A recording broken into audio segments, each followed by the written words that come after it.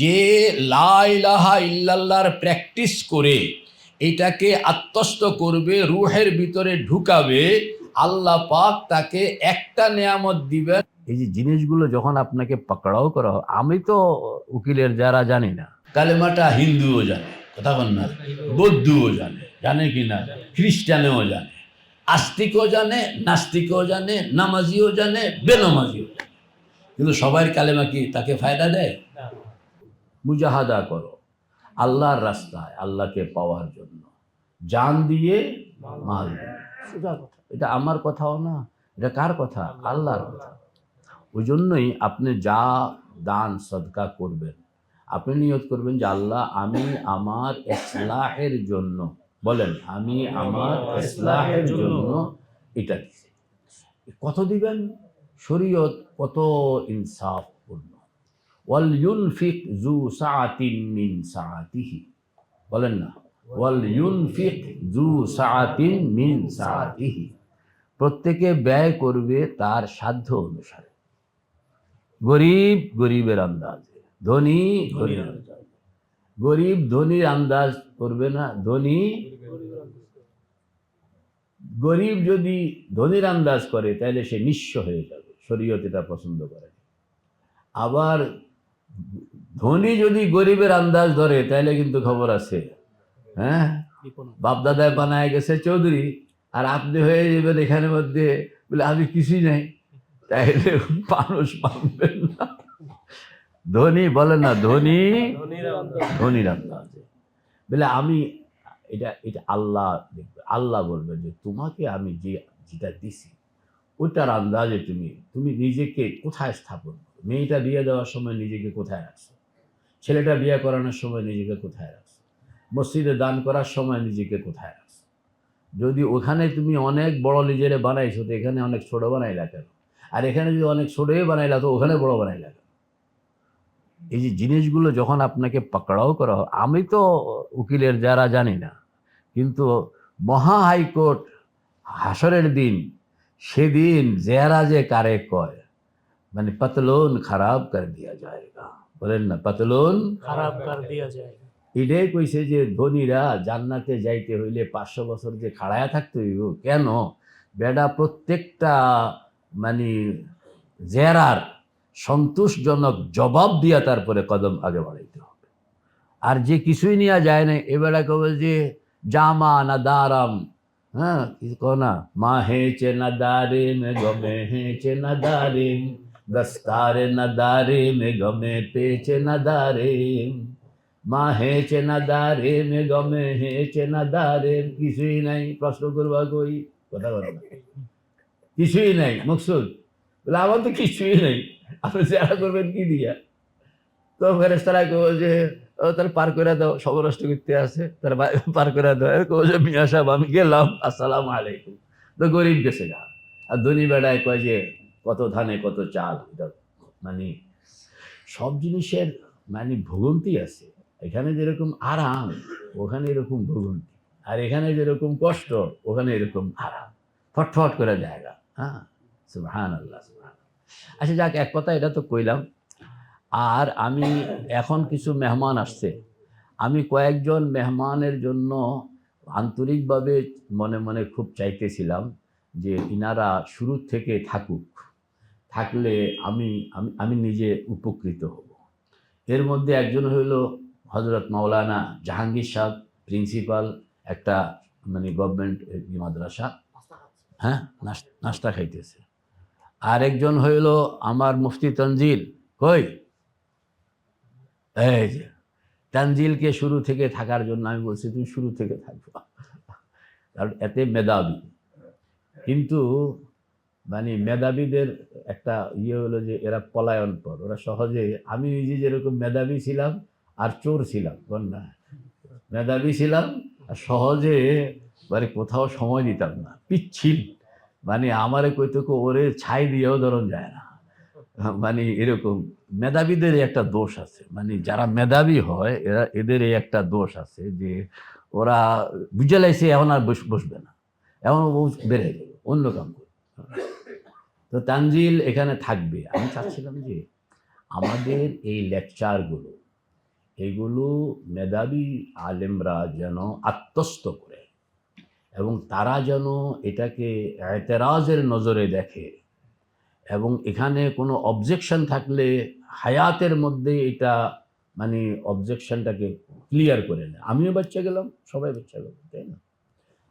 হ্যাঁ, আরও এক মৌলানা কই, উজানির, আমার এই মৌলানা কই, আরে এই যে একটু আগে আসলো জাহাঙ্গীর সাহেব তো আসছে, এই যে উজানির, ওই যে হে মৌলানা, আপনি আসেন, সামনে আসেন। ইনি কিন্তু কারি, वो कारी जो शेखुल हदीस है, বলেন না, মানে কারি করে মনে করে মক্তবে পড়ায়, এর লাগে এটা কয়ে দিলাম যে वो कारी जो शेखुल हदीस है। তো ওনারা আপনার থাকলে আমার জন্য একটু সুবিধা। তো এখন আমি আমার শেষ লেকচারটা দিব, বলেন এই, আমি আমার কথা কই না, আমি আমার শেষ লেকচারটা এখন দিব, এরপরে আপনাদেরকে 12টার মধ্যে প্রোগ্রাম শেষ করব, বলেন না, 12টার মধ্যে প্রোগ্রাম শেষ করব। আর আমার লাস্ট লেকচারটা আমি এখন দিব, শর্টকাটে দিব। আর এরপরে উপস্থিত আলেম ওলামা যারা আছেন অন্যরাও, আপনারা 1 মিনিট করে সবাই কথা বলবেন, এরপরে দোয়া হয়ে যাবে। কারণ আপনাদের কথা আমি কিছু শুনতে হবে, আপনারা কি পাইলেন এটাও তো অন্তত আমাকে জানতে হবে, আদৌ কিছু পাইলেন কিনা এটাও আমাকে জানতে হবে, আর আমি কোনো ভুল বললাম কিনা এটাও আমাকে জানতে হবে। আল্লাহর হাবিব বিদায়ের আগে মানে উম্মতকে সামনে রেখা বলছি, আমি কি তোমাদেরকে আল্লাহ পাকের কথাগুলো পৌঁছাইয়া দিলাম? তো সবাই বলছে বালা কদ বাল্লাগতার রিসালা ওয়া আদাইতাল আমানা ওয়া নাসাহতাল উম্মা ওয়া কাশাফতাল গুম্মা। যখন উম্মত থেকে এই সাপোর্টটা আসছে তখনই আল্লাহ রসুল উপরের দিকে হাত উঠাইছে, আল্লাহুম মাশহাদ, আল্লাহুম মাশহাদ, আল্লাহুম মাশহাদ। এরপরে জিবরাইল এসে কইতেছে আল ইয়াউমা আকমালতু লাকুম দীনাকুম ওয়া আতমামতু আলাইকুম নি'মাতি ওয়া রাদিতু লাকুম ইসলাম দীনা। আল্লাহ পাকও বললেন যে আমিও কমপ্লিট করে দিলাম, বাস ছিল মেরে। এগুলো দেখেন, সারা পৃথিবীতে যত বিজ্ঞানী, যত সায়েন্টিস্ট, যত ডাক্তার, যত গবেষক আসছে, সবাই জীবনের শেষ মাথায় একটা কথা কয়ে গেছে যে হায়াত আমাকে সুযোগ দেয় নাই, যদি আরেকটি বছর হায়াত পাইতাম তাইলে পৃথিবীকে আরো অনেক কিছু দিতাম। এটা সবাই কথাটা যাওয়ানোর সময় এক কয়ে গেছে। সিঙ্গেল ম্যান যিনি এই কথা বলেননি, যিনি বলছেন যে আমি যেই উদ্দেশ্যে দুনিয়াতে আসছি এই উদ্দেশ্য আমি ফাইনাল করে গেলাম, আমি তোমাদের কাছে একদিনের ভিক্ষা মাংতেছি না, আমি যেই উদ্দেশ্যে আসছি, আমাকে যেই কারণে পাঠানো হয়েছে, আমি এটা তোমাদেরকে কি বুঝিয়ে দিতে পারলাম? তো সবাই বললো যে হ্যাঁ আপনি বুঝাইয়া দিছেন।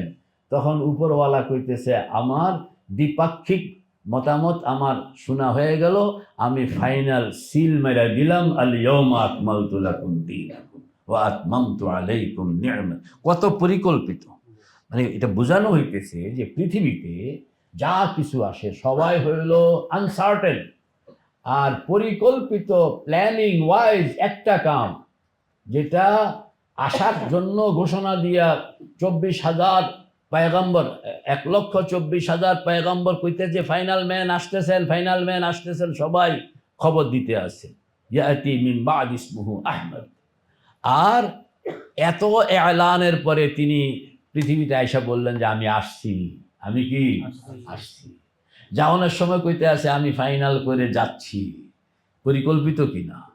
মানে একটা কামও অপরিকল্পিত নয়, একটা কামও অপরিকল্পিত নয়। এবং এক সিঙ্গেল ম্যান, মাকসুদ কি ধরতে পারছেন?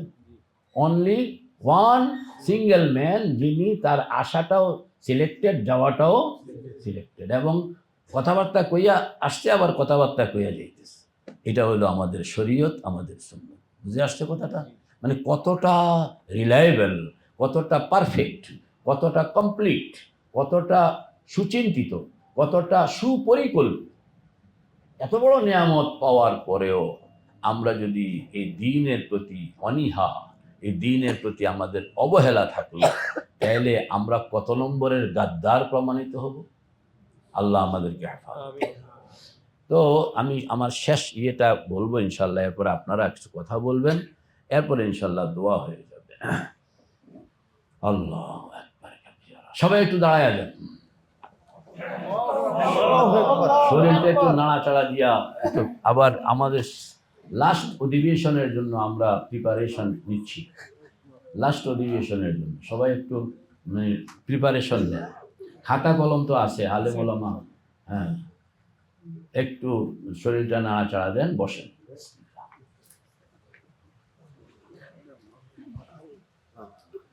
মাইন্ড সেট আপ না হইলে কথা কইও আরাম নেই, কথা শুনলেও আরাম নেই। আলহামদুলিল্লাহ আলহামদুলিল্লাহ নাহমাদুহু ওয়া নাস্তাঈনুহু ওয়া নাস্তাগফিরুহু ওয়া নু'মিনু বিহি ওয়া নাতাওয়াক্কালু আলাইহি ওয়া নাউযু বিল্লাহি মিন শুরুরি আনফুসিনা ومن سيئات أعمالنا من يهده الله فلا مضل له ومن يضلله فلا هادي له ونشهد أن لا إله إلا الله وحده لا شريك له ونشهد أن سيدنا وحبيبنا ومولانا محمد صلى الله تعالى عليه وعلى آله وصحبه وبارك وسلم تسليما كثيرا كثيرا. أما بعد فأعوذ بالله من الشيطان الرجيم. بسم الله الرحمن الرحيم. والذين جاهدوا فينا لنهدينهم سبلنا وإن الله لمع المحسنين. وقال رسول الله صلى الله عليه وسلم ألا إن في الجسد لمضغة إذا صلحت صلح الجسد كله وإذا فسدت فسد الجسد كله ألا وهي القلب أو كما قال رسول الله صلى الله عليه وسلم. صدق الله مولانا العظيم وصدق رسوله النبي الكريم ونحن على ذلك من الشاهدين والشاكرين والحمد لله رب العالمين. সম্মানিত উলামায়ে কেরাম, বুজুর্গানে দ্বীন, দোস্ত আহবাব, দূর দূরান্ত থেকে নারী পুরুষ অনেকে তশরিফ এনেছেন। আমাদের লাস্ট সেশন, আল্লাহ পাক আমাদের গুনাহগুলো মাফ করে দেন, আমাদেরকে শরীয়ত সুন্নতের পাবন্দ বানায়া দেন, আমাদেরকে তৌফিক দেন আল্লাহকে জানা, আল্লাহকে চেনা, আল্লাহকে বুঝা, আল্লাহকে পাওয়া, আল্লাহকে উপলব্ধি করা, আল্লাহকে হৃদয়ঙ্গম করা, আল্লাহ আল্লাহ রসুলের মহাব্বত কলবের মধ্যে বসানো, আল্লাহকে রাজি খুশি বানাইয়া আমরা যেন আল্লাহ জাল্লা জালালুহুর কাছে পৌঁছে যেতে পারি, ফিরে যেতে পারি। আয় আল্লাহ আমাদের সকলকে আপনি কবুল করেন, সবাই বলেন আমিন। মেরে ভাই ও দোস্ত বুজুর্গ, এই যে আমরা আয়াত পড়ি, ওয়াল্লাযীনা জাহাদু ফীনা লানাহদিয়ান্নাহুম সুবুলানা ওয়া ইন্নাল্লাহা লামাআল মুহসিনিন, এই আয়াতটার তিনটা অংশ। যারা আন্তরিকভাবে মেহনত করবে, সাধনা করবে, ওয়াল্লাযীনা জাহাদু ফীনা, আমি তাদেরকে অবশ্যই আমি পর্যন্ত পৌঁছায়া দিব। লানাহদিয়ান্নাহুম সুবুলানা, এজন্য আমার কাছে বহু রাস্তা আছে, আমি তাকে কনফার্ম, আমার যেহেতু সে আন্তরিক, সেহেতু সে পাবে, যেহেতু সে আন্তরিক সেহেতু সে পাবে। তবে শর্ত হইল লামাল মুহসিনিন, ইহসান থাকতে হবে। কি থাকতে হবে? জিবরাইল জিজ্ঞেস করতেছেন মাল ইহসান, তো পয়গম্বর জবাব দিতেছেন আনতা আবুদাল্লাহ কাআন্নাকা তারাহু। কাআন্নাকা তারাহু আমাদের কত নম্বর সবক? 16 নম্বর সবক। কাআন্নাকা তারাহু আমাদের কত নম্বর সবক? তাইলে প্রকারান্তরে আল্লাহ পাকের এই বক্তব্যটার তর্জমা হইল যে তুমি 16 সবক কমপ্লিট করো আন্তরিকভাবে, আমি নিশ্চিত তোমাকে পাওয়াইয়া দিব। সুবহানাল্লাহ। কথাটা বুঝে আসছে কিনা? বলো তাছাড় বলো। আয়াতের কয়টা অংশ? প্রথম অংশ, তুমি যদি আন্তরিকভাবে মুজাহাদা করো, এটা হলো আয়াতের প্রথম অংশ। দ্বিতীয় অংশ লানাহদিয়ান্নাহুম সুবুলানা, আমি অবশ্যই তোমাকে এলি হও আমি পর্যন্ত তোমাকে পৌঁছে দিব। 3 নম্বর ওয়া ইন্নাল্লাহা লামাআল মুহসিনিন, যে তোমার মধ্যে যদি 16 নম্বর পর্যন্ত সবক থাকে, মানে তোমার মধ্যে যদি ইহসান পর্যন্ত সবক থাকে, ইহসান মানে আনতা আবুদাল্লাহ কাআন্নাকা তারাহু পর্যন্ত রপ্ত করা থাকলো, এটাই আমার শর্ত, তাইলে আমি তোমার সঙ্গী হয়ে যাব। আর আমি সঙ্গী হইলে আমার বাড়িতে আসা কোনো প্রবলেম নয়। ওয়া ইন্নাল্লাহা লামাআল মুহসিনিন, কথাটা বুঝে আসছে? যারা বুঝে তো তারা তো লাভ দেয় যে কি কথাটা যে কয়ে লাইল। সুবহানাল্লাহ। তো আমাদের তাসাউফের মধ্যে ये चिश्तिया हो या कादरिया हो या नक्शबंदिया हो या सहरावर्दिया हो या मुजद्दिदिया हो या जो भी हो, सबक মানে কাম কয়টা? দুইটা। কাম কয়টা? একটা হইল মামুল আর একটা হইল সবক। মামুলাত আসবাব। মামুলাত আমাদের জানা আছে, আমরা জানছি 6 তসবিহ 12 তসবিহ ইত্যাদি, না তাহাজ্জুদ, তারপরে অন্যান্য নামাজ, সুনান, মুস্তাহাব্বাত, হ্যাঁ, রোজা, সাদাকা, এগুলো হইলো আমালে সালেহা, এগুলো হইলো মামুলাত, নো চেঞ্জ। মামুলাত নো চেঞ্জ। আর আরেকটা অংশ দিন ইসলাম কও না, আসবাব, এটা চেঞ্জেবল, এটা কি অলওয়েজ চেঞ্জেবল। তো এই যে আসবাব কয়টা? সর্বমোট কয়টা? 35টা। আসবাব মোট কয়টা? এটা এক নজরে আননের জন্য ওই যে উত্তর দিকে তাকান, মোরাকাবার 35 সবক।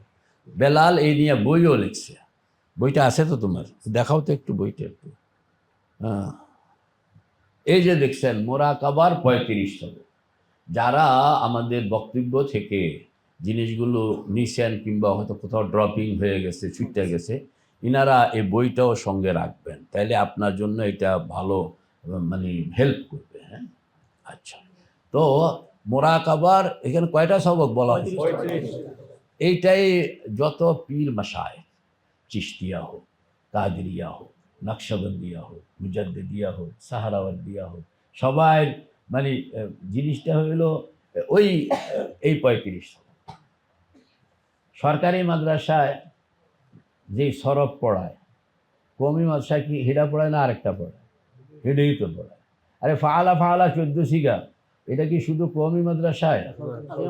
না না না, সরকারি মাদ্রাসায় 15 সিগা, স্কুলে 16 সিগা। নেশাব এমন একটা জিনিস যে এটা সব জায়গায় একরকম। এই 35 সবক এটা এমন একটা পারফেক্ট নেশাব, ये कादरी भी मेरा भी মানে 35, চিশতি भी मेरा भी 35, ये নকশবন্দি मेरा भी 35, মানে সবাই এটা। এখন এটাকে প্রেজেন্টেশন এক একজন এক এক আন্দাজে করে, কিন্তু গোড়া একই। গোড়া কি? হ্যাঁ, ফেল ফাইলকে রফা দেয়, এটা শুধু কওমি মাদ্রাসায় না, আলিয়াতে রফা দেয় না, আলিয়াতে সব ফাইল নসব হয়। এগুলো এত শতসিদ্ধ মাসলা যে এগুলোর মধ্যে এই কওমি আলিয়া, চিশতিয়া আর কাদেরিয়ার ফরক নেই। কথা বুঝে আসছে? কাজেই আমাদের সকলের জন্য এই 35 সবক রপ্ত করা জরুরি কিনা? আপনি শুধু নামগুলো যদি মনে রাখতে পারলেন তাহলে বহু পীর आपको सलाम करेंगे। কথা বল না, आपको क्या करेंगे? सलाम करेंगे। বলে ভাই तुमको सलाम करना होगा। এজন্য আমি এগুলোকে আপনার মানে বুঝিয়ে দিতে চাই। একটা মানুষ তখনই কাজটা সাকসেসফুল করতে পারে যখন সে জিনিসটাকে বুঝে, আর না বুঝলে সে চেষ্টা করবে কিন্তু সাকসেস করতেও পারবে কিন্তু সে কনফার্ম হইতে পারবে না, মনের মধ্যে কনফিউশন থাকবে। আর সে যদি বুঝা লয় তখন সে পুরা কনফার্মেশন নিয়ে বলবে যে আমি হার্ট অ্যান্ড সোল বলছি দিস ইজ ট্রু। এই জিনিসটাকে আপনাকে জানতে হবে। তো বলেন না, এটা নিয়ে জন্য আমি প্রথম থেকে মোট সবক কয়টা বলেন? বেলায়েতে আউলিয়া কই পর্যন্ত? 1 থেকে বেলায়েতে মালায়েকা, বেলায়েতে আম্বিয়া, জিকিরের আমল, ফিকিরের আমল। ফিকির শুরু হয় 10 থেকে, আর 10 থেকে ফিকিরটা আত্মস্থ থাকে, মানে সে তখন জিকির নিয়া তার ফিকিরি নাই। কথা বলেন না, জিকির নিয়া ফিকির নাই, তখন তার ফিকির হয় ফিকির নিয়া। কথা বলেন না, ফিকির হয় ফিকির নিয়া। মানে 9-এর পরে যখন এই মুরাকাবায়ে আহাদিয়তে পৌঁছে যায় তখন তার জিকির নিয়া কি নাই, কারণ জিকির তখন এটা তার মানে গৌণ না, এটা তার আত্মস্থ। এটা এমন তার মধ্যে চালু হয়ে যায়, এটাকে সুলতানুল আজকার বলা হয়, যে তার শ্বাসটাও মানে আল্লাহ আল্লাহ করতে থাকে, তার লোমকূপটাও আল্লাহ আল্লাহ করতে থাকে, এটাকে সুলতানুল আজকার বলা হয়। 9 নম্বর পর্যন্ত সাকসেসফুল। বলে হুজুর আমার তো জারি হয় নাই এখনো। আমিও জানি জারি হয় নাই, কিন্তু আমি আপনাকে জারি খাওয়ানোর জন্য তো এখানে বসাইনি, আমি জানানোর জন্য বসাইছি। এরপরে জারি করবেন মৌত পর্যন্ত, বল না, জারি করবেন মৌত পর্যন্ত। আমি সবক আপনাদেরকে 1 থেকে 35 দিয়া দিলাম, নিছেন কিনা? কোন আপনারা বলেন নিয়ে নিলাম। কার্যকর কে কতটা করবে, কতক্ষণে করবে, কতদিনে করবে, এটা আপনার কাছে। যত গুড় তত মিষ্টি, কারণ এটা সেতু বন্ধন। এটা কি কার রেফারেন্সে? এই রেফারেন্সটা হলো আদমু সফিউল্লাহ, কার রেফারেন্সে? ইব্রাহিম খলিলুল্লাহ, কার রেফারেন্স? মুসা কালিমুল্লাহ। কেউ মুসা কালিমুল্লাহ রেফারেন্স দিচ্ছে, ওনার উম্মতরা। ঈসা রুহুল্লাহ রেফারেন্স দিচ্ছে, ওনার উম্মতরা। আর এইগুলোর সমন্বিত হইল মুহাম্মাদুর রাসূলুল্লাহ। তাহলে লা ইলাহা ইল্লাল্লাহটা হইল সেতু বন্ধন। বলেন লা ইলাহা ইল্লাল্লাহটা হইল সেতু। এইটাকে আমি আত্মস্থকরণের জন্য 8 নম্বর সবক 5000, 9 নম্বর সবক 5000, একই সিস্টেম। বলেন একই মুরাকাবা। আল্লাহ শব্দের জন্য মুরাকাবার যে সিস্টেমটা আপনি গতকাল বলা হয়েছে, বসা, মনোযোগ এবং ফয়েজ পেতে পারলেন, তাহলে আপনার পুরস্কারটা কি হবে? পুরস্কারটা হইল যেই বান্দা লা ইলাহা ইল্লাল্লাহ নিয়া মারা গেল, মান কানা, হাদিসটা বলেন না, মান কানা আখিরু কালামিহি লা ইলাহা ইল্লাল্লাহ দাখালাল জান্নাহ। যে বান্দার আখিরি কথা হবে লা ইলাহা ইল্লাল্লাহ, অনেক ঘটনা আছে বুজুর্গদের, আমি আজকে বলবো না, তো সে মৌতের সঙ্গে সঙ্গে তার জান্নাতের দুয়ার খোলা। এক বুজুর্গকে জনৈক মানে জিকির আজকার পছন্দ করে না এক গ্রুপ, ওই বুজুর্গকে কইতে আসে যে আপনি এতবার লা ইলাহা ইল্লাল্লাহ পড়েন, ঘটনা কি? একবার পড়লে তো মুমিন হয়ে যায়, এতবার পড়ানো লাগে? তো উনি বললেন যে আসলে হাদিসের মধ্যে আসছে লাক্কিনু মাউতাকুম বিকৌলি লা ইলাহা ইল্লাল্লাহ, তোমরা তোমাদের মুমূর্ষদেরকে লা ইলাহা ইল্লাল্লাহ কালেমার তালকিন করো। আমি আমার মনোদেহকে মনে করি যে এটা একটা মুমূর্ষ লাশ পড়ে আছে, এবং এইটাই আমার শেষ মুহূর্ত। বলেন না, এটাই আমার, এই জন্য আমি পড়ি তো না, আমি আমার ওইটারে তালকিন করি। না ওইটারে কি সুন্দর। হাদিসে পাকের মধ্যে আসছে, মান শাহিদা বিলা ইলাহা ইল্লাল্লাহ মুখলিসান বিকলবিহি, যে বান্দা শাহাদত দিল, সাক্ষী দিল লা ইলাহা ইল্লাল্লাহ মর্মে, মুখলিসান ইখলাসের সঙ্গে, মুকিনান ইয়াকিনের সঙ্গে, তাইলে তাকে 4টা পুরস্কার, 2টা পুরস্কার। কয়টা পুরস্কার? 2টা পুরস্কার। কি কি? দাখালাল জান্নাহ, সে জান্নাতে ঢুকবে, একটা। 2 নম্বর লাম ইয়ামাসসুহুন নার, জাহান্নামের আগুন তাকে টাচ করতে পারবে না। সুবহানাল্লাহ। 2 হাদিস বুখারী মুসলিম। আপনি যতই হাদিস হাদিস হাদিস কোন, কিন্তু বুখারী মুসলিমকে তো আপনি অস্বীকার করেন না, ওখান থেকে দলিলটা দিলাম। এবং ওই হাদিসটাই আমি আনলাম যেখানে মান কালা বলা হয় না, মান শাহিদা বলা হয়েছে। কালা আর শাহিদার মধ্যে অনেক বেশ কম আছে। বলা আর সাক্ষ্য দেওয়া, বলা হইল বললাম এরই, আর সাক্ষ্য দেওয়া হইল রেসপন্সিবিলিটি নিয়ে বলা, কোর্টে দাঁড়াইয়া বলা, যাহা বলিব সত্য বলিব, মিথ্যা বলিব না, আগে অঙ্গীকার কইরা বক্তব্য দেওয়া, এটাকে কয় শাহাদাত। তাইলে বলন আর সাক্ষী দেওয়ানের মধ্যে পার্থক্য আছে কিনা? এই যে বলনকে সাক্ষী পরিণত করণ, এটার জন্য পিসাবের কাছে আসুন। কেমনে কইলে কওয়াটা বলা হয় না, সাক্ষ্য হয়, হ্যাঁ, এইটা একটু আমারে ধরায় দেয়। তা আমি ওই লোকের কইলাম যে তোমার কিতাবে তাসাউফের বক্তব্য আছে কিনা, দলিল আছে কিনা? কহে দলিল পাইছি। দলিল কি পাইছি? বুখারী মুসলিমে দলিল পাইছি। ঠান্ডা।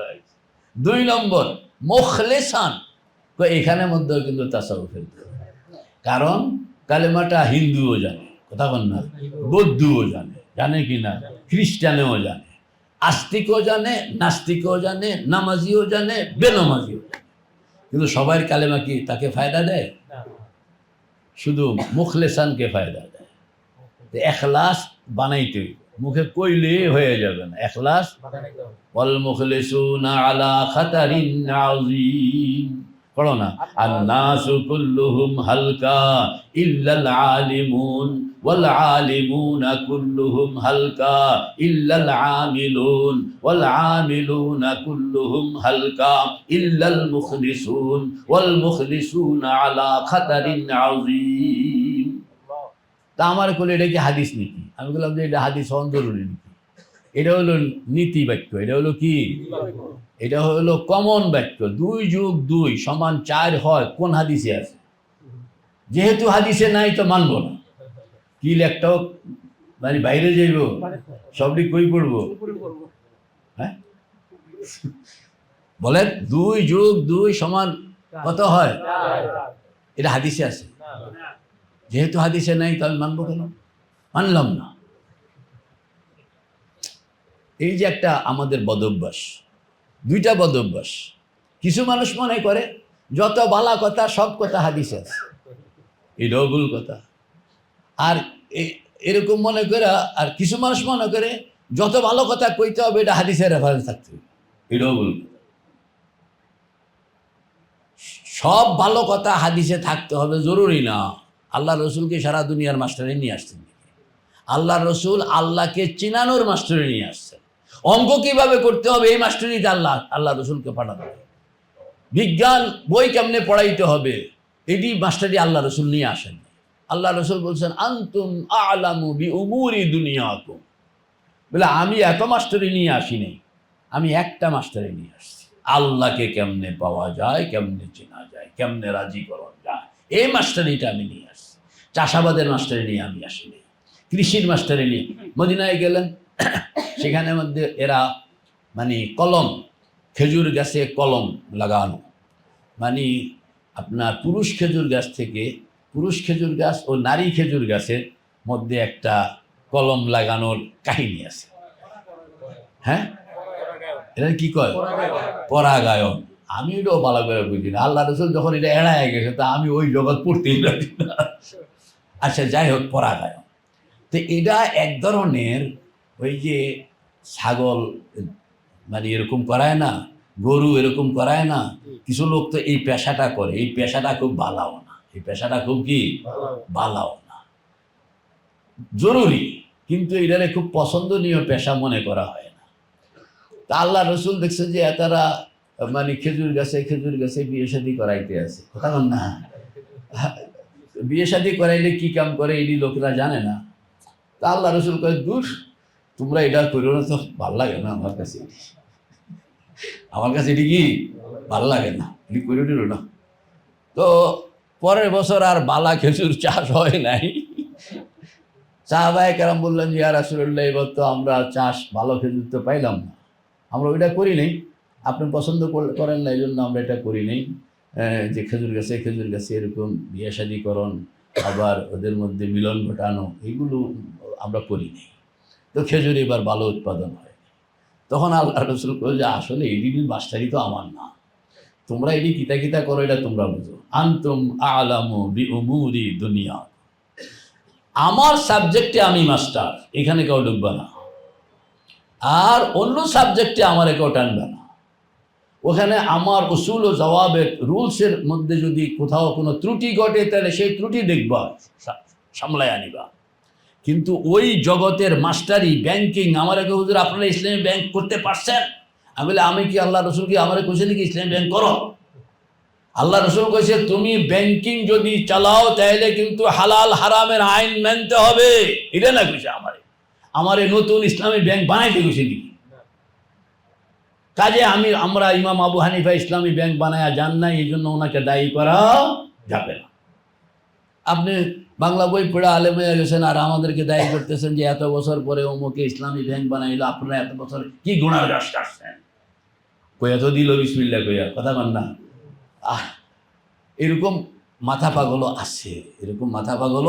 আছে, বুঝে না যে কার কর্মক্ষেত্র কোনটা।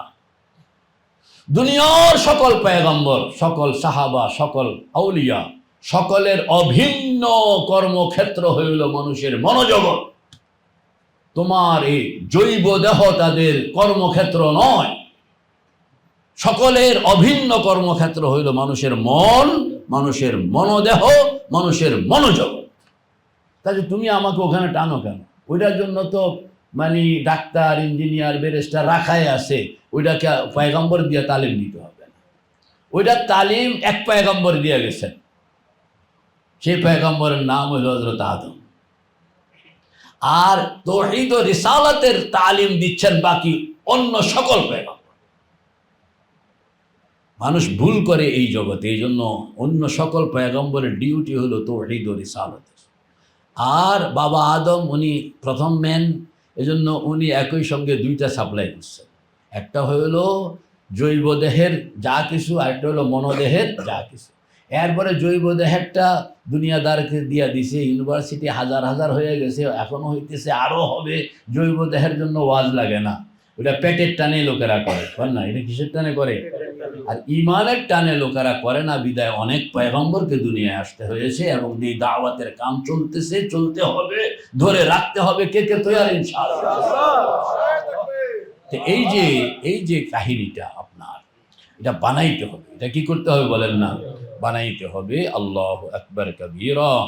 তো কি জানি কোন কথার থেকে কোন কথায় গিয়া কোথায় উঠলাম।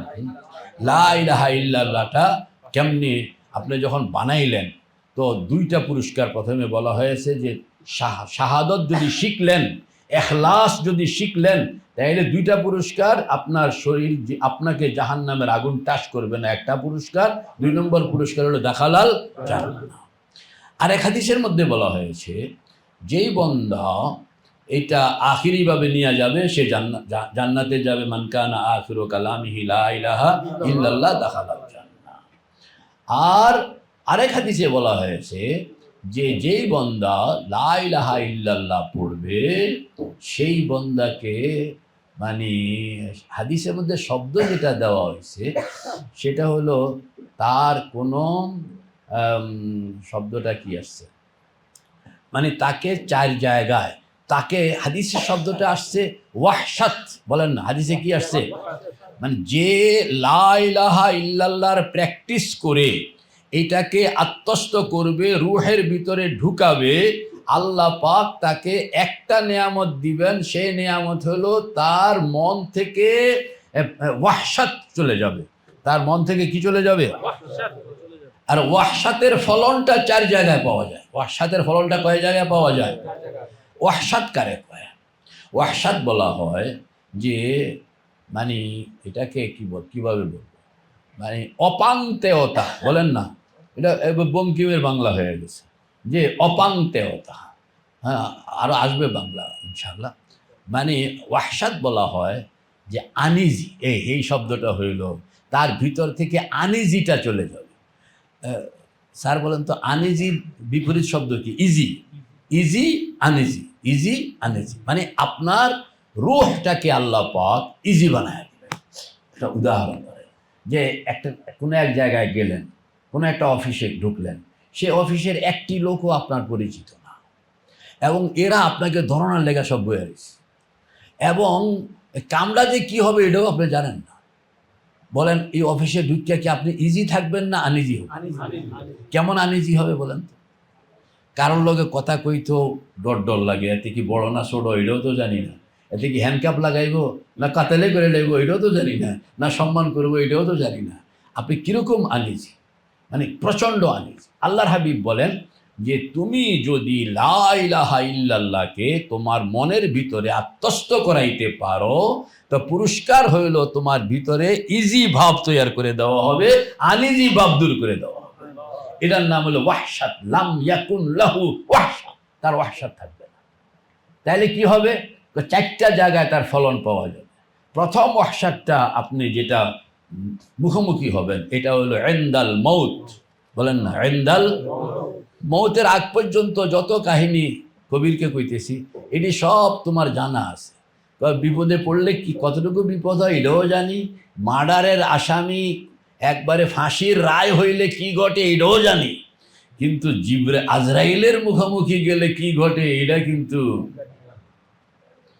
এইটা কোনো পয়গম্বরও কইতে পারে না, কোনো সাহাবীও কইতে পারে না। সুবহানাল্লাহ। আল্লাহ পাক বলেন যে লা ইলাহা ইল্লাল্লাহকে যদি তুমি আত্মস্থ করতে পারো, কত নম্বর সবক?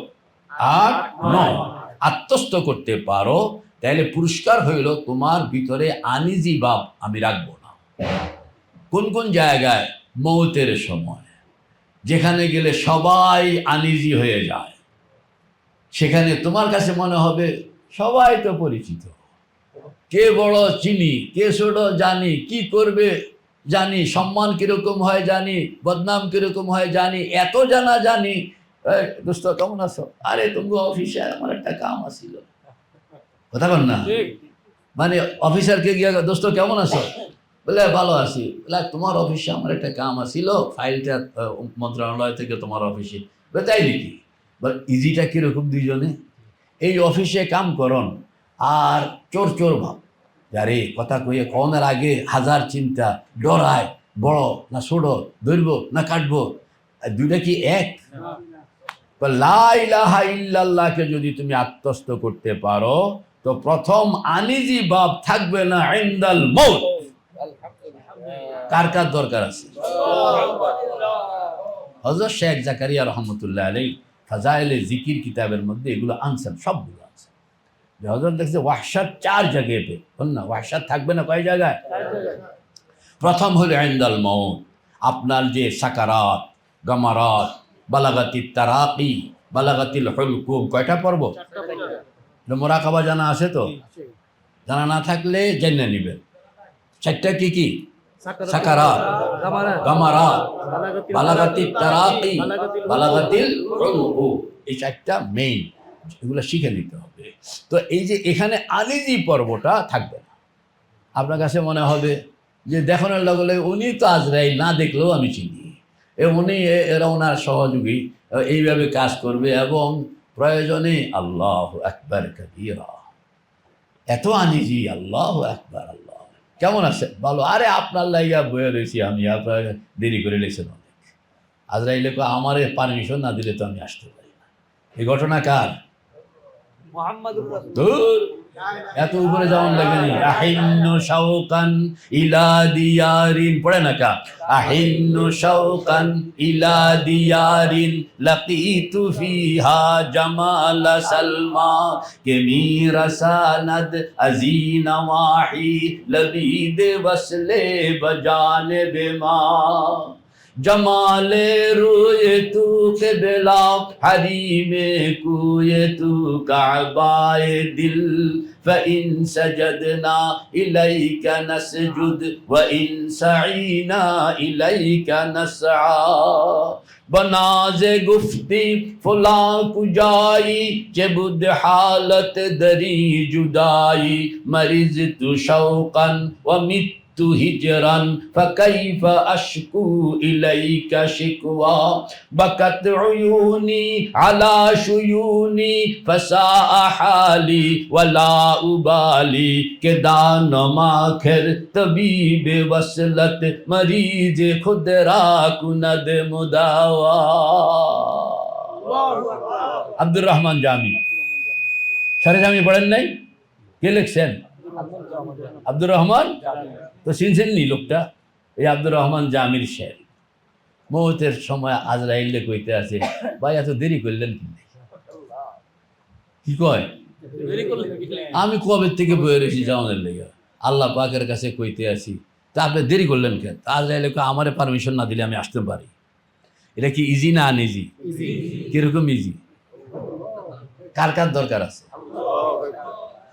আরে এটি আমার কথা, এটি আপনারা বিশ্বাস করে, এটি বাস্তব। তো এন্দাল মৌত বলেন না। 2 নম্বরও এন্দা দুখুলিল কবর। 3 নম্বর হলো ফি ইকামাতি ফি ইকামাত ফিল কবর, কবরে অবস্থান করুন। কাল কবরে অবস্থান করার সময় একটা হলো কবরে ঢুকন, এটা একটা সাংঘাতিক কথা। হ্যাঁ, আর 2 নম্বরের কলমে থাকুন, এটা আরেকটাও জটিল। আরেকটা 3 নম্বর 4 নম্বর হলো কবর থেকে বাইর হন। তাইলে মৌত বলেন না, মৌত, কবরে ঢুকন, কবরে থাকুন, কবর থেকে বাইর হন। কয়টা হইল? ওই 4 জায়গায় ওয়াহশাত থাকবে না। কিরকম? আল্লাহর এক বান্দা কবরে আছে, তো ফেরেশতা আয়েশা কইতে আছে, মান রব্বুকা ওমা দীনুকা ওমান হাজার রাজুল। তো ওই বুজুর্গ কইতে আছে, পরিস্থিতি উল্টা উল্টা লাগতে আছে, দি জবাব তো দেয় না। কি কয়? উল্টা উল্টা লাগতে আছে। কিসের উল্টা? যে দাঁড়ি পাকা না, দাঁড়ি কি পাকা, দাঁড়িয়ে হলে অসুবিধা কি?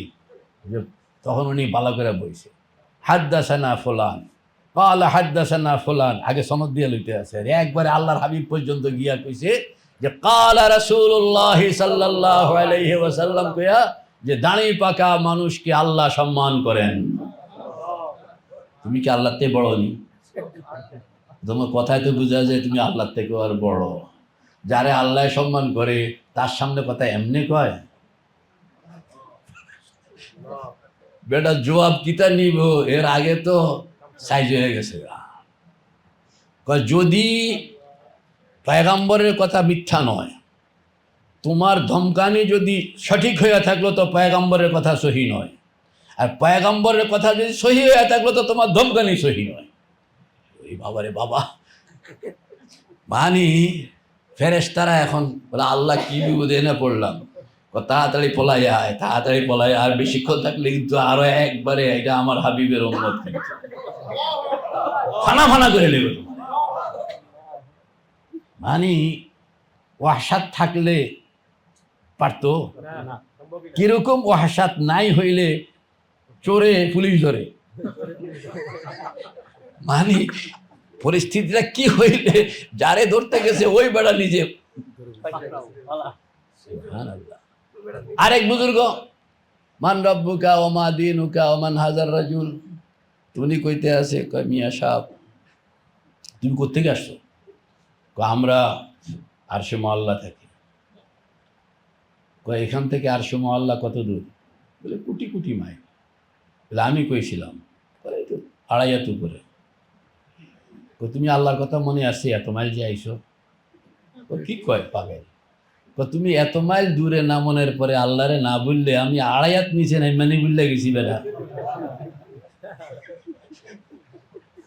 ভাগ ভাগ ভাগ, ওয়াহশাত আসে না নাই? সুবহানাল্লাহ। আশিকারা রোজে মাহশর বা কিয়ামত কারনে। আবার এক দল আসছে, মান রব্বুকা অমা দিনুকা অমান হাজার রাজুল, জিজ্ঞাসা করছে না। তো ওই বুজুর্গ আবার মোলায়েম, তো ভাইজান একখান কথা কইতাম। কি কথা? জবাব নিয়েন, জবাব তো দিবই। বাজারে বুড়া একজনের দেখিয়া আপনি কইলেন যে উনি আমার আব্বা, তাহলে কি আব্বা হয়ে গেল? উনি কোটি কোটি টাকার মালিক, ওনারও তো ব্যাকে আব্বা কইব, কারণ মরে গেলে তাহলে একটা অংশ পাওয়া যেতে পারে, কথা কন না? যদি আব্বাটাকে সে প্রমাণ করতে পারলো তাহলে ওয়ারিশই পাইব না।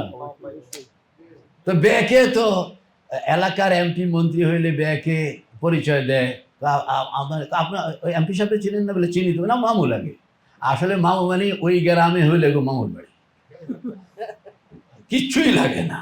কিন্তু সরাসরি মনে হবে যে একবার মার প্যাডের ভাই। মানুষকেও বড় হয়ে গেলে পরিচয়টা এরকমভাবে দেওয়া হয়।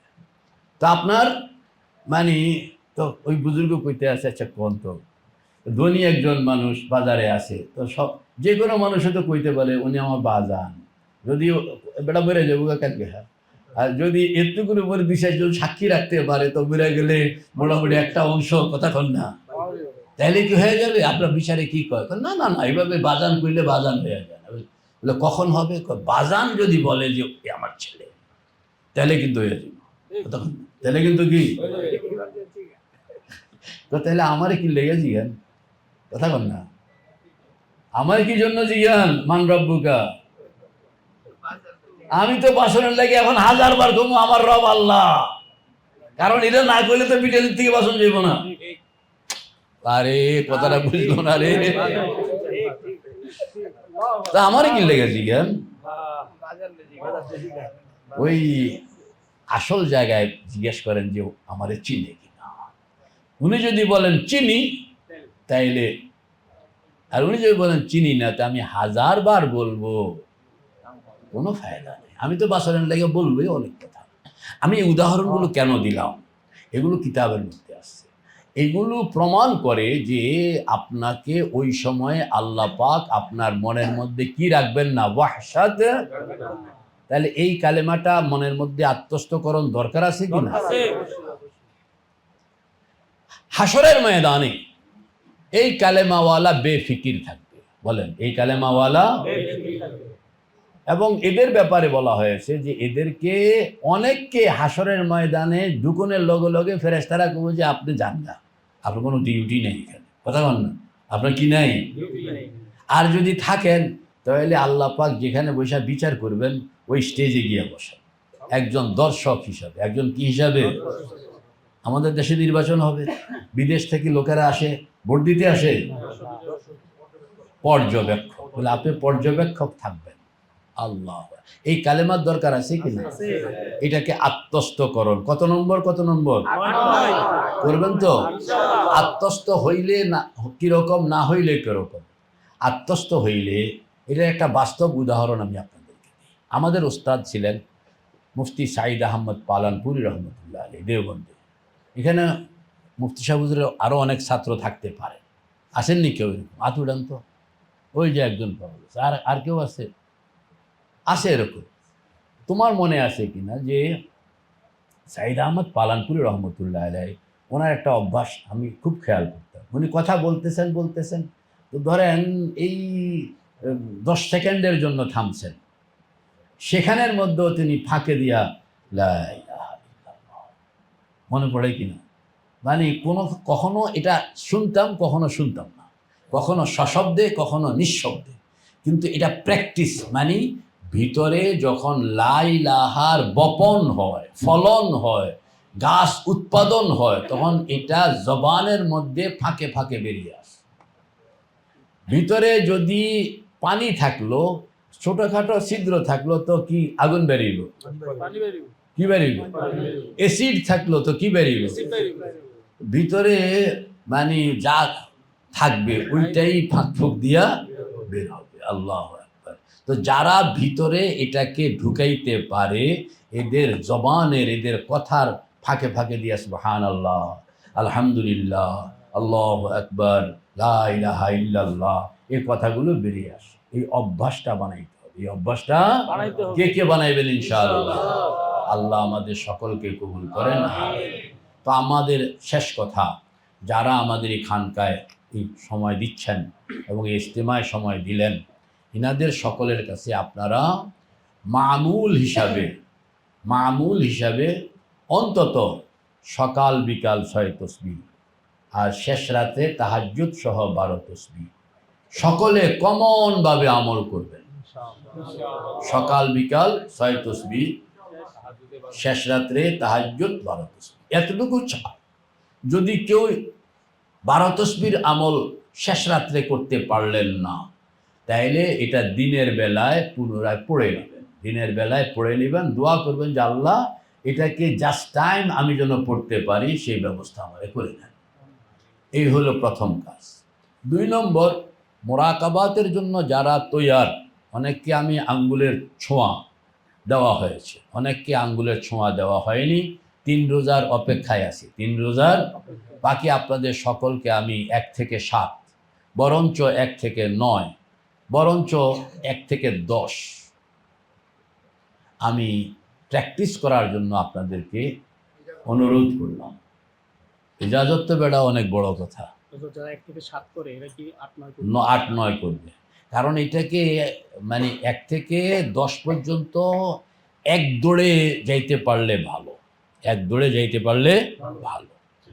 আরেক দৌড়ে 16 নম্বর, এক দৌড়ে 10 মোরাকাবায়ে আহাদিয়ত, মানে ওই 16 নিজের 16 মানে জীবনের 16 অধ্যায়, আর মখলুক দেখে খালেককে চেনা, মখলুক দেখে খালেককে উপলব্ধি করা। 10 নম্বরের ডিউটি হলো দেমাগের, 16 নম্বরের ডিউটি হলো চোখের। বলেন, 10 নম্বরের ডিউটি হইল দেমাগের, আর 16 নম্বরের ডিউটি হইল চোখের। আপনাদেরকে প্র্যাকটিস করার, 10 পর্যন্ত প্র্যাকটিস করার জন্য অনুরোধ করা হইল। আপনারা কাম করবেন, যেখানে ঠেকবেন সেখানে আমার হোয়াটসঅ্যাপ নম্বরে বাংলায় লিখিত ছোট্ট মেসেজে জানাইবেন। জানাইয়া সবর করে বসে থাকবেন, ভাই আমি চাকরি করি, আমার সংসার আছে, আমি এটা আমার কম্পিউটারে আমি এটা পড়ব এবং জবাব আমি দিব। 1 দিন পরে হোক, 2 দিন পরে হোক, 1 সপ্তাহ পরে হোক, আপনি জবাবটা দিব। ইনকেস যদি জবাবটা না দেয়, তা আপনি পুনরায় আমাকে ইনফর্ম করতে পারেন, তাও লিখিতভাবে। কারণ অনেক ক্ষেত্রে এরকম অযাচিত প্রশ্ন করা হয়, যেগুলো জবাব দেওয়াটাকে আমি প্রয়োজন বোধ করি না। হুজুর বিয়ে করবো, একটা বালা মাইয়া দেখে দিয়েন তো। সে বলেন আমি ওনার কি জবাবটা দিতাম। এখন একটা নেককার পাত্রী খুঁজতেছি হুজুর অনেকদিন, তো এদিনের জবাব আমার কাছে আছে। আমি নিজে, আমার ওয়াইফ মরে গেছে, পরে আবার বউ তালাশ করতে করতে কত কষ্ট, গাম জ্বলছে মিয়া সাহেব, এসব তো আপনারে পাই নাই, এখন আপনি আসেন আমার এই ধরনের। কত রকমের কাহিনী যে নেটের এই জগতে গোপনে গোপনে করে, আমি সবই তো কই না, মানে সবই যদি কই আপনারা কতক্ষণ হাসবেন। কেন দেখছি কোনো কোনো সুরতে বলতে পারেন, যাকে কোনোদিনই দেখেন নাই, দেখা ইম্পসিবল, কল্পনা করাও ইম্পসিবল, তাকে যেন দেখছি কেমনে হয়। এটা আমার একটা ছোট্ট প্রশ্ন ছিল। এটা লইয়া মোরাকাবার বিভিন্ন সময় আল্লাহ যা কইছেন মাইনা গেছি, কিন্তু মন আরো ব্যাখ্যা পাইতে চায়, মন আরো কি ব্যাখ্যা পাইতে চায়। তো অনেকদিন পর্যন্ত এটা কোনো জবাবটা ভিতর থেকে দেয় না। হঠাৎ করে নজরুলের একটা কবিতা সামনে পড়লো, কবিতাটা পড়ানোর লগে লগে চেয়ার থেকে উঠতে বলে আলহামদুলিল্লাহ, জবাবটা চলে আসছে। নজরুল কি লিখছে, জজ সাহেবকে বলি, অন্ধ কি জানি, অন্ধ স্ত্রী কি বুঝে না তার স্বামীর সোহাগ। অন্ধ স্ত্রী, মাকসুদ অন্ধ স্ত্রী কি বুঝে না স্বামীর সোহাগ, বুঝেনি এবারই। তা আল্লাহ পাক আমারে কয়া দিছে যে অন্ধ স্ত্রী জীবনে কোনোদিন সূর্য দেখে নাই, দুনিয়া দেখে নাই, গাছপালা দেখে নাই, খেজুরের রসও দেখে নাই, কিন্তু খায় খায়। তাল গাছ দেখছে নাকি জন্মান্ধ? মানুষের নাক দেখছে? কিচ্ছুই দেখেনি, কিন্তু সে তার স্বামীর সোহাগ বুঝে। আবার আরেকজনে স্বামীর নাম কইয়া বিছনায় চলে যাবে। চোখওয়ালা স্ত্রীর কাছে সম্ভব, চোখবিহীন স্ত্রীর কাছে কিন্তু সম্ভব না, মনে রাখবেন। চোখওয়ালা স্ত্রী দিনের বেলায় স্বামীকে দেখে, রাতের অন্ধকারে দেখে না। আর চোখবিহীন স্ত্রী দিনে যেরকম স্বামীকে দেখে, রাত্রেও এরকম স্বামীকে দেখে। আলোর মধ্যে যেরকম স্বামীকে দেখে, অন্ধকারের মধ্যেও স্বামীকে দেখে। বাড়িতে ঢুকলে যেরকম স্বামীকে দেখে, বাড়িতে না ঢুকলেও স্বামীকে দেখে। তার ভিতরে এক ভিন্ন আল্লাহ পাক দেখাইলেন যে অন্ধ স্ত্রী যদি স্বামীর সোহাগ বুঝতে পারে, তো মখলুক যে কোনোদিন খালেককে দেখলো না জন্মন্ধ, সে কি খালেকের সোহাগ বুঝবে না? তো জবাব আপনার কাছে চলে আসবে, আপনি পেরেশান হওয়ার দরকার নেই। আপনি শুধু ওই দিকে মুখ করে থাকেন। ওই দিকে কি তাওয়াজ্জু? কোন দিকে? আল্লাহর দিকে। আল্লাহর দিকে তাওয়াজ্জু এমনি না, কোন দিকে? আপনার এই জন্য সবসময় মাথা নিচু থাকবে, নজর কলবের উপর থাকবে, আর কলবের লেন্সের মধ্যে আল্লাহ পাক যা পাঠানোর দরকার পাঠায়া দিবেন।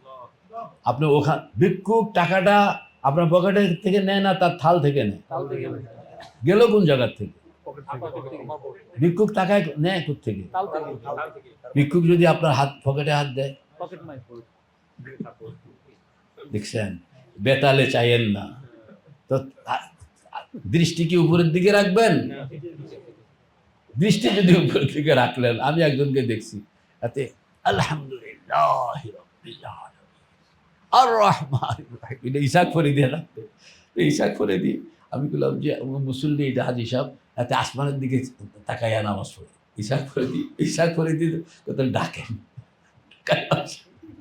অফিসে বসা চৌধুরীপাড়া মাদ্রাসা, তা আপনি এইভাবে নামাজ পড়েন কেন?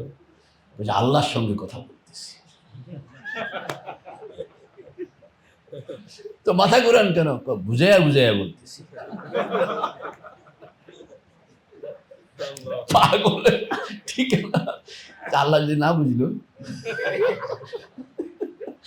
अल्लाह अकबर, ऐसा पागल भी दुनिया में होता है, ऐसा पागल भी दुनिया में होता है। আল্লাহ পাক আমাদেরকে মাফ করে দেন। আপনাদেরকে এই রসিকতাও করি ক্লান্তি দূরকরণের জন্য, যে কথাগুলো আপনারা আত্মস্থ করবেন, আমল করবেন। আল্লাহর হাবিব হযরতে মুহাম্মদুর রাসূলুল্লাহ সাল্লাল্লাহু আলাইহি ওয়াসাল্লামের কাজের পলিসিটা ছিল পজিটিভ, নো নেগেটিভ। বলেন না, পজিটিভ, নো নেগেটিভ। মানে সবসময় উৎসাহের মধ্যে রাখা।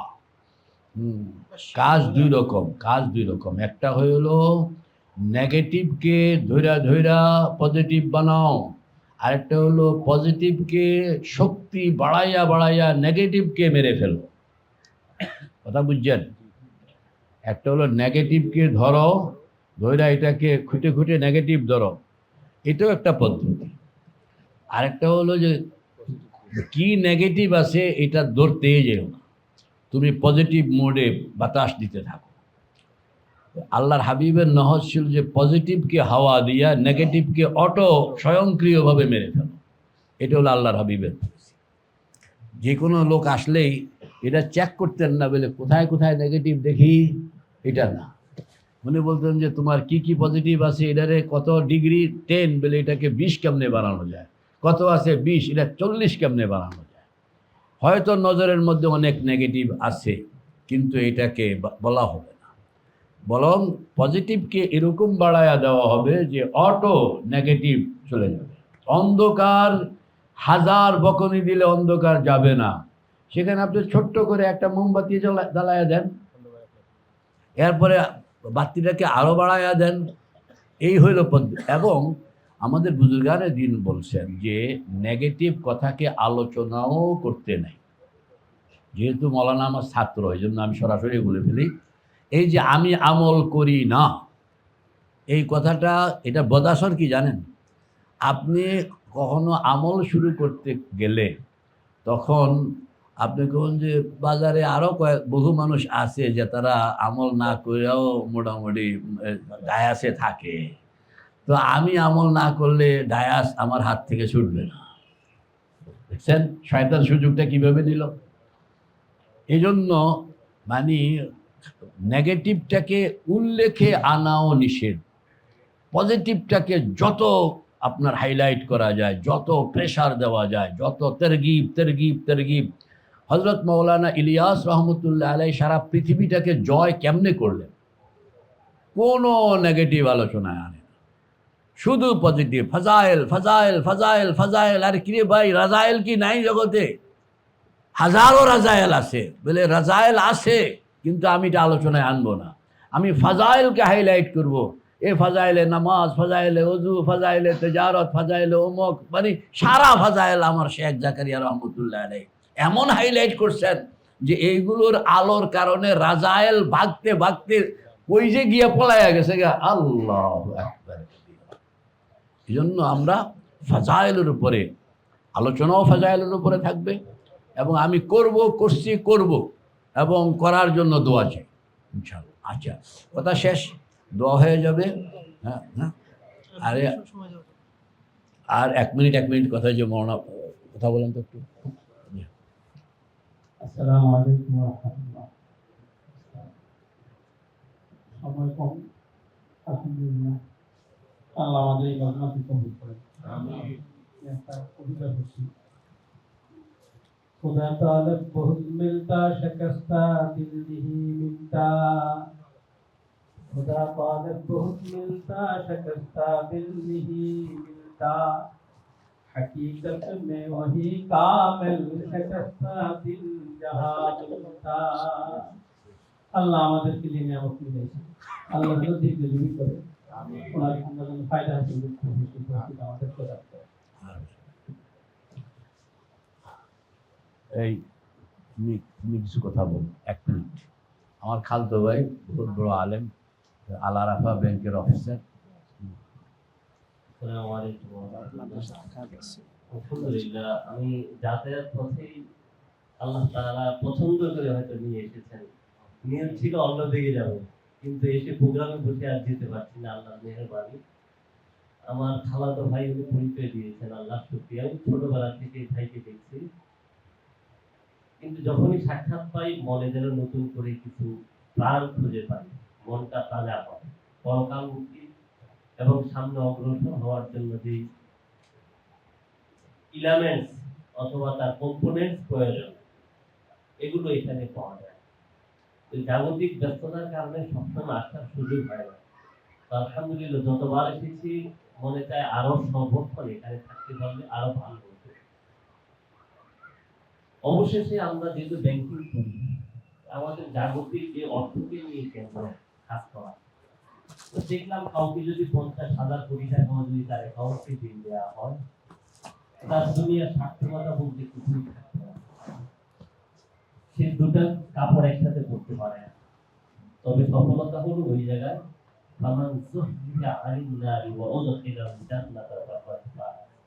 যে নিজেকে জাহান্নাম থেকে মুক্ত করতে পেরেছে, এই লোকটা হলো চির সফল। এই সফলতার পথে আমরা আলহামদুলিল্লাহ এই প্রতিষ্ঠানে এসেছি। শেখ ডক্টর মোস্তাক আহমদ, ওনার কাছে এসেছি আমরা এই সোহবতে থাকলে ইনশাআল্লাহ, এবং কোরআন হাদিস মোতারাম যে পরামর্শ দিবেন, এভাবে যদি আমরা চলতে পারি, আশা করি ইনশাআল্লাহ দুনিয়ার জীবনে কামিয়াবি প্রথম আসবে, পরকালে তো ইনশাআল্লাহ আসবেই চূড়ান্ত সফল। আল্লাহ তাআলা সেভাবে আমাদেরকে মেনে চলার এবং মোতারামের সবসময় সহমতে থাকার তৌফিক দান করুন, আমিন। সুবহানাল্লাহ। আর আমাকে সুযোগ দেওয়ার জন্য মোতারাম করে শুকরিয়া। জাযাকুমুল্লাহু আহসানাল। হজরত জনাব আলহাজ আশিক আলী ভাই লন্ডনে থাকেন। উনি অনেক স্যাক্রিফাইস, উনি আলেমও না, বাংলা শিক্ষিতও না, তবে একজন আল্লাহওয়ালা, একজন পারফেক্ট আল্লাহওয়ালা।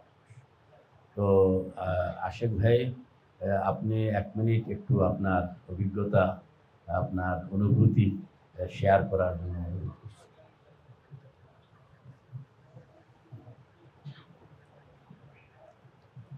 আসসালামু আলাইকুম ওয়া রাহমাতুল্লাহি ওয়া বারাকাতুহু। আমি আসলে প্রযোজ্য মানুষ, আর আমার শেখ সেখানে গেছে আমি আইছি জমায়েত দিব না, আমি একটু লম্বা কথা বলতে লাভ নাই। আজকে 21 তারিখ হজরতের লগে আমার বিয়ে। হজরতের কাছে আসার পরে হজরতের যেরকম যে রাস্তা বল আমাদের দেখা গেছে যে হইতেছে, সেগুলো আমি মনে করি হয়তো আল্লাহ কেউ লাগে কত আসান রাখছে। আমি চারপাইলাম ডিফিকাল্ট, কিন্তু আমি ডিফিকাল্টের মাঝে নাই। আমি মনে করি আমি পজিটিভ, আমি ইনশাআল্লাহ আমার দিল পজিটিভ পুরো রাখিয়া ওইটার উপরে আমি ভিত্তি করি, আল্লাহর উপরে ভরসা করিয়া আমি চলতেছি। আমরা আমার লাগে আমার বেশি আমার এমন লস নাই যে আমি ভালো ভালো আপনার এমন শিক্ষিত মানুষ নাই যা আমি বলবো। তবে আমার নিয়ত আছে, তখন হজরতে যদি আমার লাগে দোয়া করেন, আপনারা সবাই দোয়া করবেন। আমার আল্লাহ, আমি যে আশা করছি আল্লাহ আমার আশা করাইতো। আপনার আল্লাহ আমার এই দোয়া। আর উন্নত বড় বড় আলিম উলামা আছেন, আমি কি বলবো। আর এইটা বুঝতে পারছি যে আপনি আমি সিলেটি ভাষায় বোঝা যায় বলে পড়লে খামার গফলে নাম, যদি করতে পারো তো করতে পারবা। जैसे करनी ऐसे बढ़नी, वरना तो कुछ नहीं मिलेगा। अगर मिलना है तो तकलीफ करना पड़ेगा और इसके लिए मेहनत करना पड़ेगा। ऐसे मेहनत करो जो हासिल हो जाए इंशाअल्लाह। अस्सलामु अलैकुम व रहमतुल्लाहि व बारकातुहू। আমার অত্যন্ত প্রিয় মানুষ হযরত মাওলানা খলিলুর রহমান সাহেব দক্ষ একজন পারঙ্গম আলেম। আমি মহব্বত করি এবং ওনার কাছে উনিও আমাকে খুব মহব্বত করেন। তো কিছু নসিহত এবং দোয়া চাইয়া ওনার কাছে আমি করতেছি।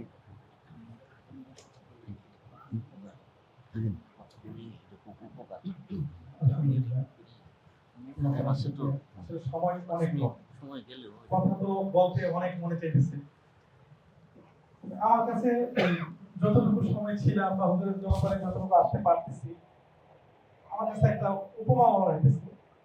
আমরা কিতাবে যেগুলো পড়তেছি বা কিছু আমল করতেছি, এগুলো তো আসলে মনে হয় যে ছোট বাচ্চাদের এরা যখন খেলে মাটি দিয়ে বালি দিয়ে পোলা পাক করে রোজ পাক করে ওইগুলা খায়। আর বড়রা বাস্তবে কি মা পাক করে দেন। হুজুরের এখানে মজলিসগুলোতে আমার কাছে মনে হচ্ছিল যে আমাদের আগের কথাগুলো, আগে যে কথাগুলো শুনতেছি, পড়তেছি, বলতেছি, এগুলো ছোট বাচ্চাদের খেলনার মতো।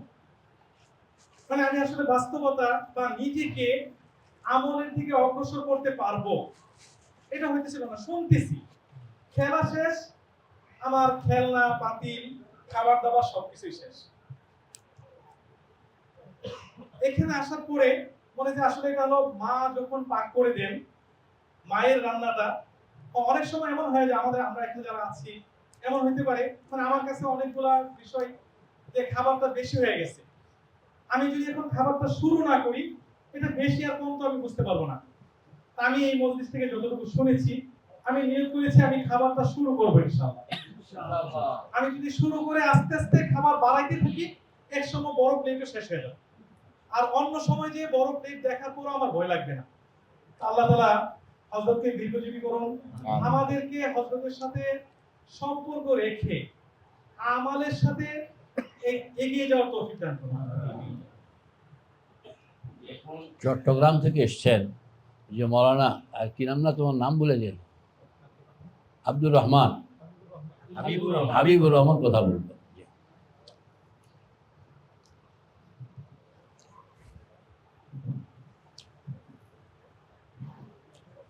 আসসালামু আলাইকুম। আমার বলার মতো কোনো যোগ্যতাই নাই। আমি এতটুকু চাই আপনাদের কাছ থেকে অনেক সময় আমার জন্য দোয়া করবেন, যেন হযরতের থেকে যে সবকগুলো আমরা পাইছি বা আমি পাইছি, আল্লাহ তাআলা যেন আমাকে এগুলো করার তৌফিক দান করেন। এটুকু ওয়াইস আছে আর কিছু হযরতের শুধুমাত্র আমার থেকে এই জন্য দোয়া চাই। আমি আল্লাহ তাআলা হযরতের পিছনে থাকতে আমিন। হযরতের অত্যন্ত প্রিয় এবং হযরতের সহায়ী ছাত্র, হযরতের হাতে গড়া শাইখুল হাদিস নূর মোহাম্মদ সাহেব তামাম বক্তব্য। আসসালামু আলাইকুম ওয়া রাহমাতুল্লাহ। আল্লাহ তাআলা আমাদেরকে এই 3 দিন হযরতের সাথে যেভাবে জুড়ে থাকার সুযোগ দিয়েছেন, এখান থেকে যে তালিমটা নিয়ে আমরা বাড়িতে যাব, আগামী মজলিস আসা পর্যন্ত আমরা যেন ওইভাবে তাআল্লুকটা প্রতিনিয়ত অব্যাহত রাখতে পারি এবং যা শিখলাম সেটা যেন ওই সারা বছর ওভাবে আমলে আনতে পারি। আল্লাহ যেন আমাদেরকে সেই তৌফিক দান করেন, আমাকেও সেই তৌফিক দান করেন। দোয়া করি। আসসালামু আলাইকুম। আরো দূরের থেকে যারা আসছেন ওনাদেরকে কারা কারা কথা বলবেন? শাইখুল হাদিস মুফতি নাজার আলী সাহেব হুজুর মেলান্দহ থেকে আসছেন।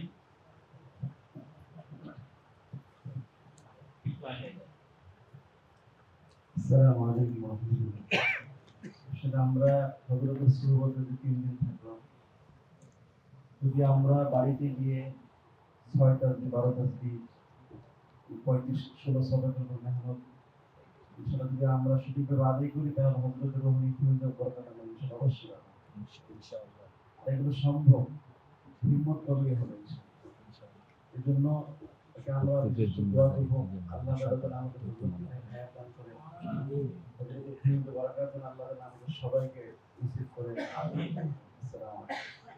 একটা কথা হযরত বলছেন, নাজার আলী সাহেব হুজুর আছেন, আমি এবং নাজার আলী সাহেব হযরতের দুই পাশে বসা। হযরত বাইতুল্লাহ শরীফ থেকে 6 কাতার পিছনে বসা। খেয়াল করেন যারা হাদিস আমরা, এবং আমাদের দোয়ার পরে 3 মিনিট পরে ইফতার হয়ে গেছে।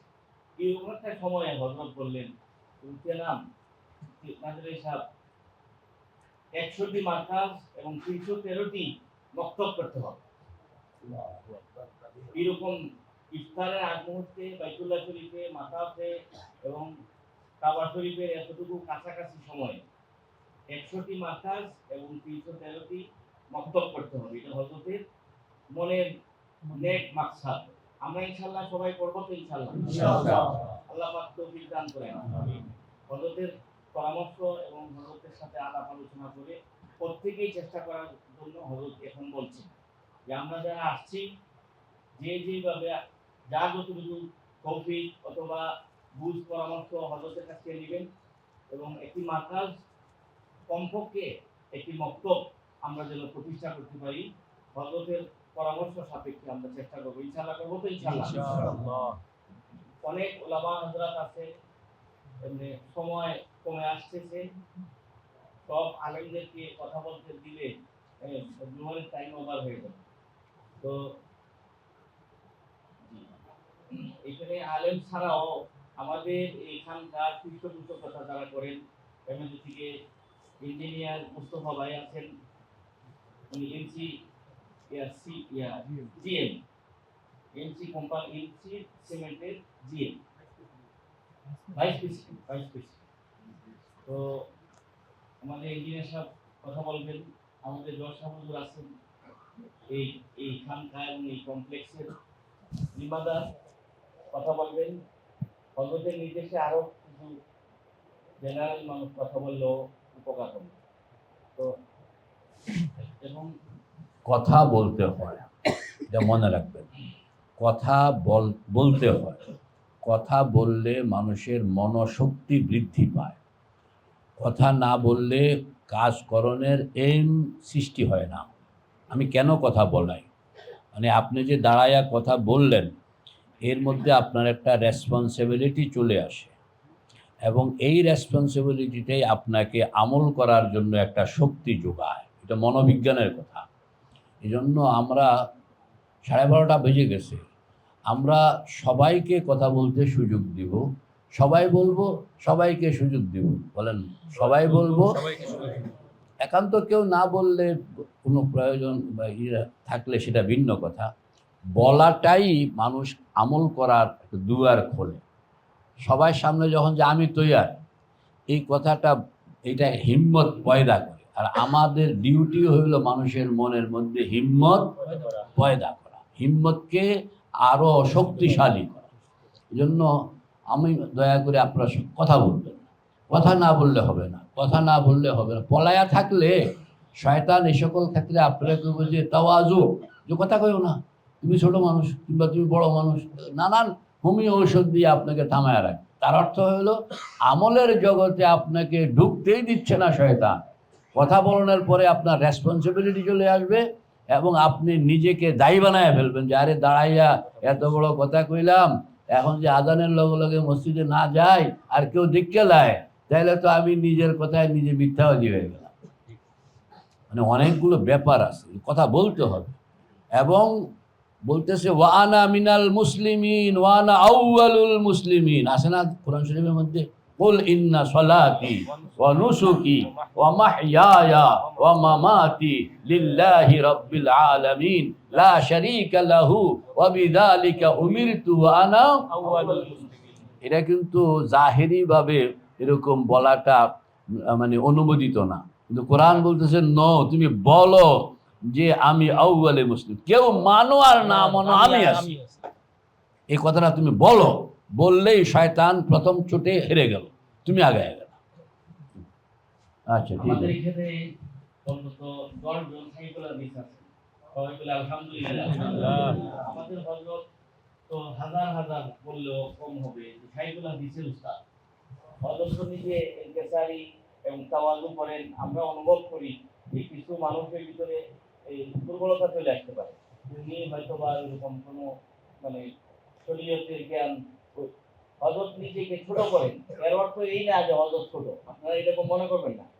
কারণ হযরত 1999 সালে হযরতের কাছে আমি কিতাব ইন্টারভিউ দিচ্ছি, কাফিয়া কাফিয়া একটা কিতাব, এক লাইন তকরির করে উস্তাদরা 1 মাস এরকম 25 পৃষ্ঠা বুঝে আমার কাছে ইন্টারভিউ দিচ্ছে। ওই সময় আমি বুঝতে পারছি যে কত বড় আলেম এবং কত বড় এলেমের অধিকারী। তো যে যত বড় সে তত ছোট হয়ে থাকতে চায়। আমরা এরকম জাহিরি এলেমের অধিকারী আমরা যেরকম পাইছি, বাতিনি এলেম যে আছে বুঝা গেছি নি বলেন? অবশ্যই। কি বলেন? যে লাইনে যায় বুঝা যায় যে ওই দিকে আরেক সাগর আছে নাকি? তো বাতিনি ইলমে বাতিন হাম তো মিসকো, ইলমে জাহির হাম তো শির, তাইবুত বে শির মিসকো, তাইবুত বে পীর পীর। বলা হচ্ছে ইলমে বাতিন হলো ঘির মতো আর ইলমে জাহির হলো দুধের মতো। তো মওলানা রুম বলেন যে দুধ ছাড়া যেরকম ঘি হইতে পারে না, ঠিক হক্কানি রব্বানি পীর ছাড়া পীর হইতে পারে না। বুঝতেছেন? হক্কানি রব্বানি পীর ছাড়া পীর হইতে পারে। যারা আমি একেবারে আল্লাহকে সাক্ষী রেখে বলতেছি, হযরত যে এই এই 35 সবক যে বলছে, 35 সবক হযরতের কাছে শোনার আগ পর্যন্ত এই ব্যাপারে কোনো এলেম আমার ছিল না, কোনো এলেমই আমার ছিল না। এটা যে এরকম সহজভাবে এটা হাসিল করার এরকম পদ্ধতি হইতে পারে এরকম কোনো এলেমই ছিল না। এটা তো এই বছর থেকে শুরু করছে। অথচ হযরত 2013 সালে খেলাফত দিয়ে রাখছে মসজিদে নববী। তাইলে যে বুঝতেছেন বহু পীর আছে এই একটা সবকই বলতে পারে, অথচ পীরে কামে। তাহলে কেমনে কামাইল? না, কাউকে ছোট করা যাবে না। ছোট করা না, কিন্তু আমাদেরকে দখল করে নেয় এরকম বহুত কিছু কারামত এই সেই কিছু আছে, এদের কিছু গায়েবী কথাবার্তা বলে আমাদেরকে বিভ্রান্ত করে।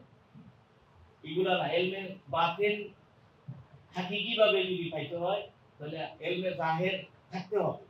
কোরআন ও হাদিসের সূক্ষ্ম এবং হাকিকি ভাবে এলেম না থাকলে এলমে বাতিন আসতে পারে না। কারণ দুধ ছাড়া যেরকম ঘি আসতে পারে না, ইলমে জাহির ছাড়া ইলমে বাতিন আসতে পারে না। মওলানা রুম বলছে ইলমে বাতিন হাম তো নিসকো, ইলমে জাহির হাম তো শির, কাইবুত বে শির ও নিসকো, কাইবুত বে পীর। হক্কানি রব্বানি পীর ছাড়া আল্লাহর লাইন, আল্লাহর দিকে ধাবিত হওয়ার পথ খুব কঠিন। আর ইলমে জাহির কোরআন ও হাদিসের ইলম ছাড়া ইলমে বাতিন চিন্তা করাটাও কঠিন। এই জন্য এখানে অন্তত 10 জন সাইকুল হাদিস আছেন যারা হযরতের সরাসরি ছাত্র। এরকম হাজার হাজার মুহাদ্দিস, সিনিয়র মুহাদ্দিস, শেখুল হাদিস হযরতের ছাত্র। তো আলহামদুলিল্লাহ আমরা এরকম একজন ইলমে জাহির এবং ইলমে বাতিন ওয়ালা শাইখ পাইছি, এই জন্য সবাই বলে আলহামদুলিল্লাহ।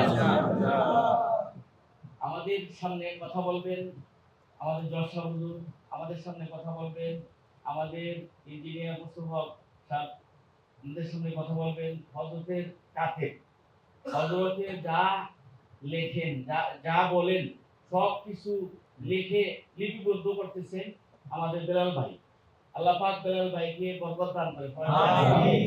বেলাল ভাই কিছু কথা বলবেন এখন, মুস্তফা ভাই একটু কথা বললেন।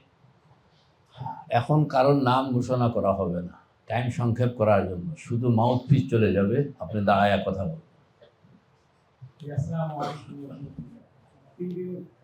তিনটার কথা বলেছি, এটা হাতে রাখেন মাইক। এখন কথা হচ্ছে যে আমারই কথা।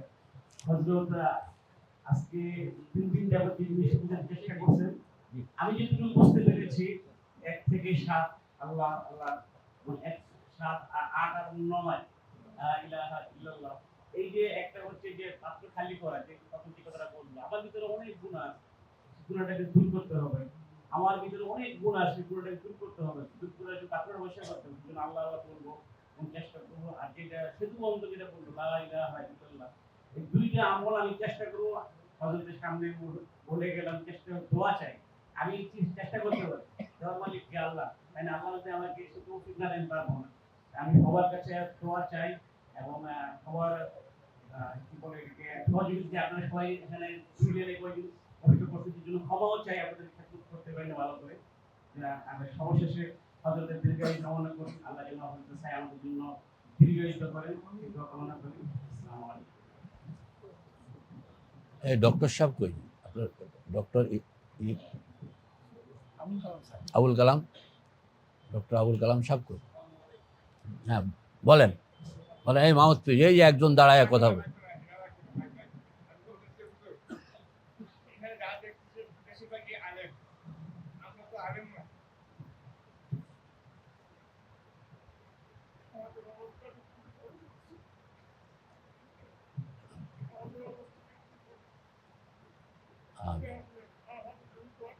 আমিন আমিন, সবাই বলেন আমিন।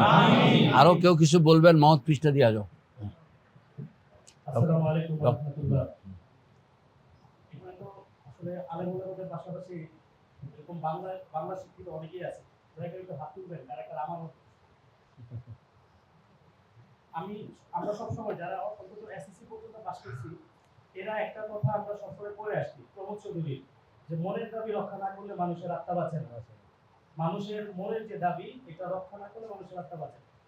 এবং আমরা যারা বাংলা শিক্ষিত, আসলে এই ইবলিশ শয়তান বিভিন্নভাবে আমাদের এই পাঠ্যপুস্তক, আমাদের পাঠ্যক্রমের ভিতরে এমন কিছু জিনিসকে ইনক্লুড করছে, এমন কিছু জিনিস অন্তর্ভুক্ত করছে। অ্যানেস্থেশিয়া ইনজেকশনের মাধ্যমে যেমন একটা মানুষকে অবশ করে দেওয়া হয়, ঠিক তেমনি আমাদের মেধা, আমাদের মগজ, আমাদের মস্তিষ্ক, এগুলি সবকিছু অবশ হয়ে আছে। এই হযরতের এখানে এটা হচ্ছে একটা মনের হাসপাতাল। যখন এই মনের হাসপাতালের মধ্যে আসছি, নিজেকে ভর্তি করাইছি, তখন যখন হযরত স্যালাইন পুশি শুরু করছে আর ভিতর থেকে বিষগুলি বের হওয়া শুরু হয়েছে, তখন বুঝতে পারতেছি যে আসলে কি ভুলের মধ্যে ছিলাম। একটা সময় স্কুলে যখন ছিলাম, কলেজ ইউনিভার্সিটি পাস করছি, জান্নাত জাহান্নামের কথা বললে এরকম আতঙ্ক, এরকম ভয়, আল্লাহর যে বরত্ব, আল্লাহর যে মহানত্ব, এটা আমাদের অন্তরের মধ্যে ভাবে আসে নাই। কিন্তু যখন হযরতজন যে বয়ানগুলি করে, এগুলি নিয়ে যখন অনেক চিন্তা করতে থাকি, যখন এগুলি নিয়ে লেখালেখি করতে থাকি, তখন এমন ভাবে বিষয়গুলি পাকড়াও করে যে এই বিষয়গুলি আরো আগে জানার দরকার ছিল। হযরত একজন অভিভাবক হিসেবে ছায়ার মতো আমাদের চিকিৎসা করে যাইতেছেন, যাতে আমাদের ভিতর থেকে মনের বিষ, আমাদের ভিতর থেকে মনের বাঘ যা যা আছে, এগুলি সবকিছু আমরা দূর করতে পারি এবং হিম্মতের সাথে আমরা আমল করতে পারি, আমরা আগে যেতে পারি। হযরত সেই চেষ্টা আমাদের জন্য করতেছে। শেষে একটা কথা বলতেছে, হযরত একটা বয়ানে বলছিলেন যে সন্তান যখন দূর থেকে মায়ের কাছে ফেরত আসে, মায়ের অন্তরে কি রকম অবস্থা থাকে। 25 বছর পরে সন্তান মায়ের কাছে ফেরত আসতেছে, ওই সন্তানেরও অন্তরের অবস্থা কি থাকে। যখন এয়ারপোর্টে উঠে, প্লেনে উঠে, তখন আপিয়া বাড়তে থাকে। বিমান থেকে যখন নামে, তারও তখন অনুভূতি আরো বাড়তে থাকে। যখন বাড়ির কাছে আসে, তখন দৌড়ায় যায়, মাকে জড়ায় ধরে কান্না করতে থাকে, চিৎকার করতে থাকে, আবেগ অনুভূতিতে কান্না করতে থাকে। একটা বছর পরে আজকে এই সন্তান, আমরা সবাই সন্তান, আমরা সন্তানের পিতার কাছে আমরা জন্মে আসছি একটা আবেগ নিয়ে।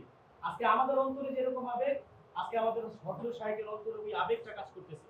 আবার এই সন্তান যখন 20 বছরের জন্য চলে যাবে, তখন মায়ের অন্তরেও যেরকম কষ্ট অনুভব হতে থাকে, সন্তানেরও কিন্তু এরকম অনুভব হতে থাকে। আজকে আমরা একটা বছরের জন্য আবার চলে যাব, 1 বছর পরে হয়তো আবার আসবো, কেউ হয়তো মাসিক কর্মচারীতে আসবো, কেউ হয়তো 1 বছর পরেই আসবো। তো এরকম একটা আবেগ নিয়ে, একটা মহব্বত নিয়ে আমরা যেমন চলে যেতেছি, হযরতেরও কিন্তু অনেক কষ্ট লাগতেছে যে আমাদেরকে বিদায় দিতেছে, আমরাও কিন্তু কষ্ট নিয়ে যাইতেছি। এই যে দুইজনের প্রতি দুইজনের যে মহব্বত, এই মহব্বত শুধুমাত্র আল্লাহর জন্য। আমরা সবাই ভাই আল্লাহকে পাইতে চাই, আমরা প্রত্যেকে আল্লাহকে পাইতে চাই। আমাদের আল্লাহকে পাওয়ার জন্য আমাদের যে মহব্বত, এই মহব্বতের প্রতি আল্লাহ পাক বরকত দান করুক। আমাদের হযরত শাইখকে আল্লাহ পাক দীর্ঘ আয়ু দান করেন, এবং আমাদের উপর হযরতের শাইখকে আল্লাহ দীর্ঘায়ু করেন, যাতে করে আমরা অন্তত আল্লাহকে চিনতে পারি। এবং হযরতের সবক আমাদেরকে দিয়েছে, আমরা সবাই মানে মুজাহাদার সাথে মেহনত ভালো মতো ইনশাআল্লাহ আমরা করব। আসসালামু আলাইকুম ওয়া রাহমাতুল্লাহ। উইলিংলি আরো বলুন, দাঁড়ায়া যান, কথা কোন। হ্যাঁ, ইঞ্জিনিয়ার।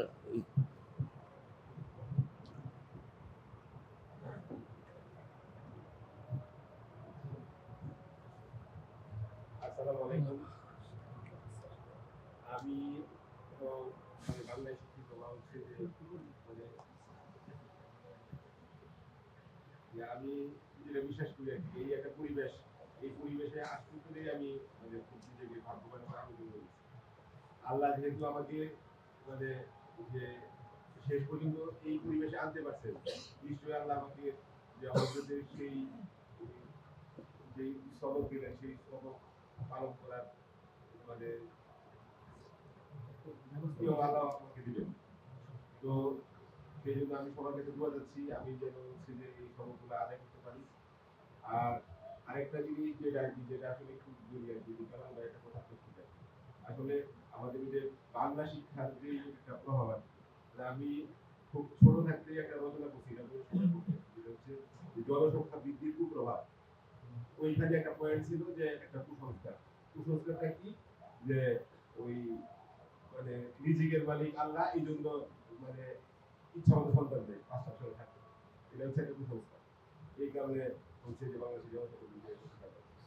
তো এখন আমি এসে যে বুঝতে পারলাম যে আসলে তো রিজিকের মালিক আল্লাহ, যে এই জিনিসটা তো আসলে আমার মাথা থেকে তখনই সরে গেছিল যে আমার যে রিজিকের মালিক আল্লাহ। তো এখনো আমি চেষ্টা করতেছি যে আমার তো মাথার মধ্যে যেটা বলে রাখি যে কি হচ্ছে যে রেনেওয়ালা আল্লাহ, যে এই জিনিসটা, এই থিমটা যদি আমি মানে ঘুরাইতে পারি আর কি। তো আমি সবার কাছে যে মানে দোয়া যাচ্ছি, আর হয়তো তো দোয়া করতেছি যে সেটা হচ্ছে যে আমার মাথায় যদি না থাকে যে আমি যাই করতেছি যে আমার রেনেওয়ালা আল্লাহ। তো যাক, মানে ওই যেহেতু আবারও বলি আর কি, আমি সেই আগের প্রভাব মুক্ত হয়ে হযরতের এখানে এসে আসতে পারছি, এই জন্য আল্লাহ আমাকে আনছে, এই জন্য আল্লাহর কাছে শুকরিয়া।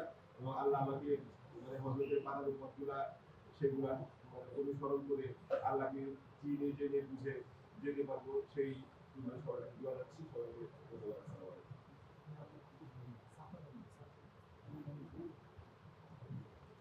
আসসালামু আলাইকুম ওয়া রাহমাতুল্লাহি ওয়া বারাকাতুহু। লাখ লাখ শুকরিয়া জ্ঞাপন করছি আপনাদের এই কারণে যে আমি কলেজ শিক্ষক হিসাবে ছিলাম, এখন কলেজ শিক্ষকতার ব্যাপারে আছি। বিষয়টা হচ্ছে যে আমি প্রথম জীবন তো স্বাভাবিকভাবে এই পরিবেশে আসার সুযোগ হয়নি, আল্লাহ পাক সুযোগ করে দিয়েছেন। মেইনলি আমি যখন প্যান্ট শার্ট ওয়ালা সে পড়া ছিলাম, আমার কেন যেন মনে হতো আমি এখন বাসা সেকেন্ডের মিল বেড়াকে আমার বাসা, যে পরিচয় দেওয়ার কারণ তো পরে বলছি। তো আমার পাশেই ছিল ফৈদাল মাদ্রাসা, আমার কাছাকাছি কিন্তু কয়েকটা মসজিদ ছিল। আমি কেন যেন কিসের কারণে আমি ফৈদাল মাদ্রাসাতে পড়তাম, মা বলতেন কি ব্যাপার, ওই বৃষ্টির ভিতরে কাছে কাছে তিনি ওইখানে যাচ্ছেন, আমি জানি না কেন। আমার মনে হয় এখন যা ধারণা হচ্ছে যে আমি মূলত শীতের সময় যেমন মানুষ পুকুর পাড়ে, যারা গ্রামে থাকে পুকুর পাড়ে ঘোরাফেরা করছি, ভালো লাগতেছে না, গোসল করবো না, এরকম বিষয়টা ছিল। কে না কি জানো, আমার মনে হয়েছে এই পরিবেশে আসার পরে আমার মনে হয়েছে কেউ যেন ধাক্কা দিয়া সেই পুকুরের ভিতরে ফেলে দিচ্ছেন, পুকুরের পানিতে, যে আমি যেন গোসল করি। আর মৌন সমর্থন দিচ্ছেন আমার মনে হচ্ছে যে আমি যাদের সাথে এরকম আচরণ যাদের সাথে যাইতাম, আমি কেন যাইতাম সেটা আমি নিজে জানি না। সেই সুবাদে আমি এখন আমার একটা দিনও মনে হয় না যে আমি সোহবতে বাইরে থাকি। আল্লাহর বিশেষ রহমতে আমি এমন কোনো দিন নাই যে সোহবত ছাড়া থাকি না। যে যেখানে হোক, অনেকে বলে যে তুমি বিভিন্ন জায়গার সালুন টেস্ট করতেছ, আসল বিষয় এইটা না। আমার কাছে মনে হয়েছে এরকম যে বিষয়টা আমার এখন দিনের ভিতরে ঘুরছে এই কারণে যে আমি দুইটা জিনিস এখন যা সামারিতে আমার আসছে যে আমি কে, জিনিসটা আমি কে, আমি যেটা এখন যা সামারিতে আসছে, সারমর্মে আসছে যে স্রষ্টার আনুগত্য এক, স্রষ্টার আনুগত্য এক, সৃষ্টির কল্যাণে আমার জীবন ব্যয় করে। দুইটা জিনিস, স্রষ্টার আনুগত্য, সৃষ্টির কল্যাণে। এখন স্রষ্টার কল্যাণে যখন আমি ব্যয় করব, স্রষ্টার আনুগত্য কিভাবে করব এটা শেখার জন্য বিভিন্ন জায়গায় যাওয়া আর কল্যাণে যেতে। সেক্ষেত্রে আমি যেটা এখন মনে করি, প্রত্যেক কাজ শুরু করার আগে ওই দুইটা কথা থেকে আমার মনে হয়েছে এরকম যে আমি কি করব, আমি এইখানে যাচ্ছি, তাহলে আমার নিয়তটা কি হবে। প্রথমে আমার যেটা অনুভবে আসছে আমি কি নিয়ত হবে, নিয়তে করার পর করি আমি নিয়তটাকে প্রেয়ার আল্লাহকে চাইবো কিভাবে, তারপর আমি আমলে কিভাবে আনবো।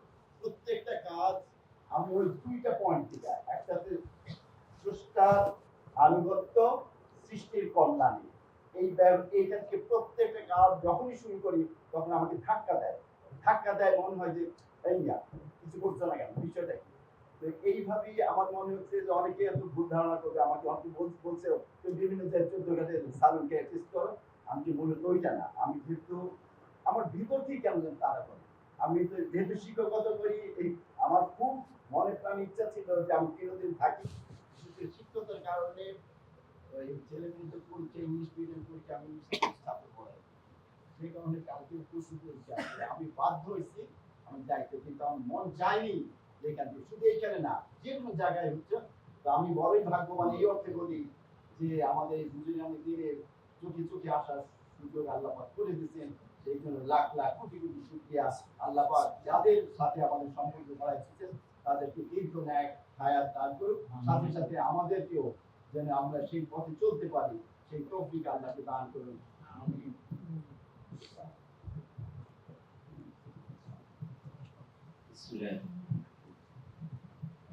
আলহামদুলিল্লাহ, আসসালামু আলাইকুম ওয়া রাহমাতুল্লাহি ওয়া বারাকাতুহু।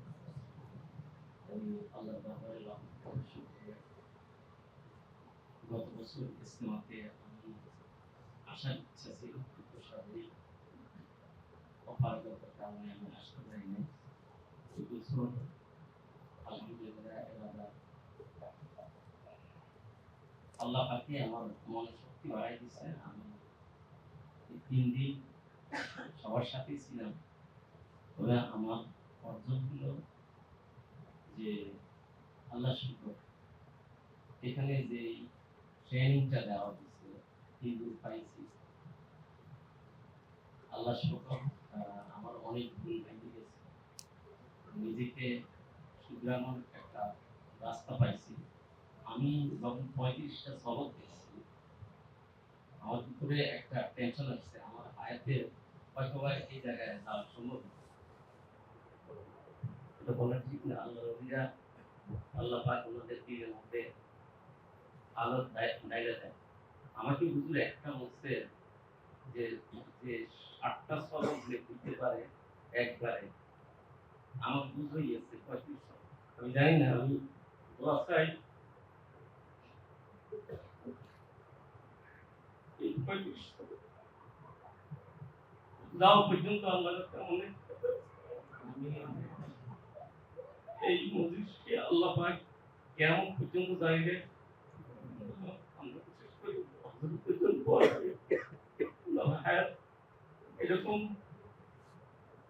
এলেন জাহিদি বাতিল এবং যুগের উপযোগী যে প্রশাসনিক যুগের ট্রেন্ড কোন দিকে, এই সমস্ত বুঝায় আমাদেরকে তালিম দিতেছে। আজকে আমি চিন্তা করছি বুঝতাম না যে বরাতের রাত্রে যদি কারো মাথায় পানি পড়ে সে ওলি আল্লাহ হয়ে যায়। একটা প্রবাদ আদায় করার তৌফিক দান করে। আল্লাহ পরিপূর্ণভাবে সবক আদায় করার তৌফিক দান করে। ইয়া রাব্বাল আলামিন, আল্লাহ 6 তাসবিহ, ইয়া রাব্বাল আলামিন সকাল বিকাল 6 তাসবিহ আমল, ভোর রাতের তাহাজ্জুদের আমল এবং সাথে আল্লাহ 12 তাসবিহ আমল সবাই ঠিকমতো পালন করতে পারে সেই তৌফিক দান করে। আমিন। ইয়া রাব্বাল আলামিন হযরতের যে আকাঙ্ক্ষা আল্লাহ, আল্লাহ 313টা ভক্ত হবে, 100টা খানকা হবে রাব্বাল আলামিন, আল্লাহ দয়া করে কবুল করে নেন। এমনি কাজের সাথে আল্লাহ আমাদেরকে কবুল করে নেন। আমাদের মাধ্যমে যে কাজগুলো হয় আল্লাহ সেই তৌফিক আপনি ফয়সালা দান করুন। আল্লাহ সেই তৌফিক আমাদেরকে দান করেন। ইয়া রাব্বুল আলামিন এই খানকাকে কবুল করে নিন। ইয়া আল্লাহ এই মাদ্রাসাকে কবুল করে নিন। ইয়া আল্লাহ এই মসজিদকে কবুল করে নিন। ইয়া আল্লাহ রাব্বুল আলামিন আল্লাহ হযরতকে আল্লাহ কবুল করে নিন। আল্লাহ হযরতকে সেহত দান করেন। আল্লাহ হযরতকে আফিয়ত দান করেন। আল্লাহ হযরতের বিভিন্ন অসুখ বিসুখ আল্লাহ রাব্বুল আলামিন আল্লাহ দূর করে দিন। ইয়া রাব্বুল আলামিন আল্লাহ সেহত আফিয়ত ইস্তিগফার জিন্দেগি দান করেন। আল্লাহ হযরতকে পরিপূর্ণ সুস্থ রাখুন। আল্লাহ হযরতকে আল্লাহ হায়াত তৈয়বা দারাজ করে দিন। আল্লাহ হযরতের হায়াত তৈয়বাকে দারাজ করে দিন। ইয়া রাব্বুল আলামিন আল্লাহ হযরতের পরিবার পরিজন আল্লাহ সকলকে আল্লাহ সুস্থ রাখুন। আল্লাহ দিনের মাকসাদ কলম পুরা করে দিন। আল্লাহ নিক হাজাত পুরা করে দিন। ইয়া রাব্বুল আলামিন আল্লাহ হযরতের যে কাজ রাব্বুল আলামিন দেশব্যাপী আল্লাহ পৃথিবীব্যাপী আল্লাহ কবুল করে নিন। ইয়া রাব্বুল আলামিন আল্লাহ হযরতের যে রাব্বুল আলামিন যে আশা আল্লাহ রাব্বুল আলামিন কবুল করে নিন। আল্লাহ প্রতিষ্ঠানকে অনেক বড় প্রতিষ্ঠান বানিয়ে দিন। আল্লাহ অনেক বড় বিশাল প্রতিষ্ঠান বানিয়ে দিন। আল্লাহ হযরতের স্বপ্নকে আল্লাহ বাস্তবায়ন করার তৌফিক দান করেন। ইয়া রাব্বুল আলামিন সেই স্বপ্নের সাথে আমাদের সকলকে সহযোগী বানিয়ে দিন। ইয়া রাব্বুল আলামিন মার্কাজকে আল্লাহ কবুল করে নিন।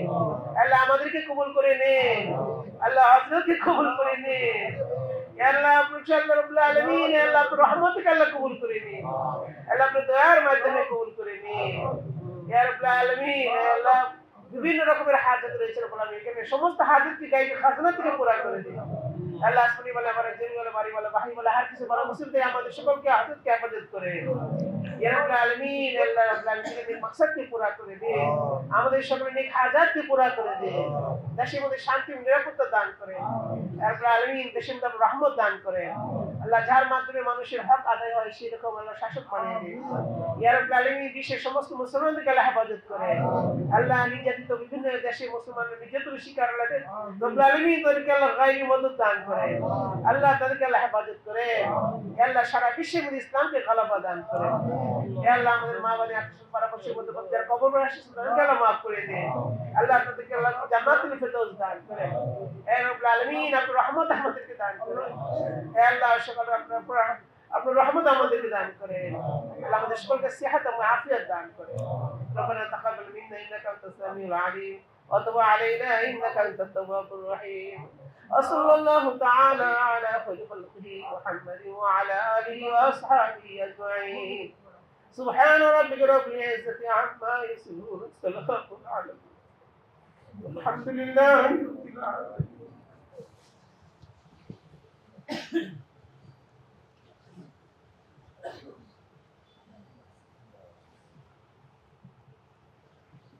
মৌলানা নামুস, তোমার কি একটু কথা আছে? জান দাও।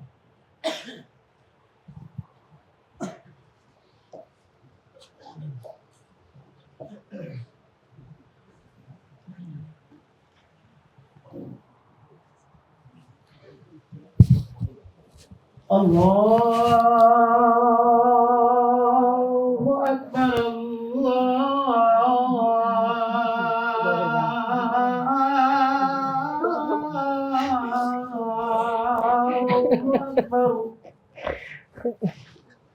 Allahu Akbar,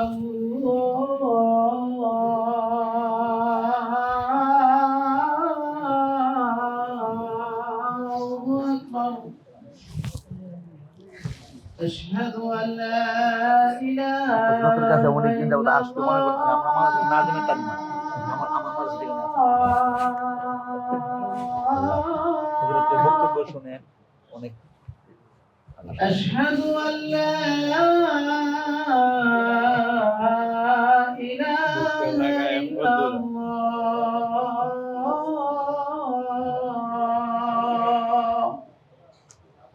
أشهد أن محمدا رسول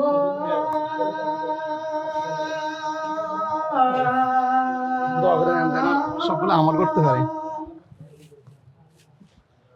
আমার জন্য কাজ করে দোয়া করবেন যেন পঁয়ত্রিশ সময় আমি আগে আমার এলাকাতে আমি একলাই আর কেউ আল্লাহ আছে আমার মিরপুর থেকে আসছি রংপুর থেকে আসছি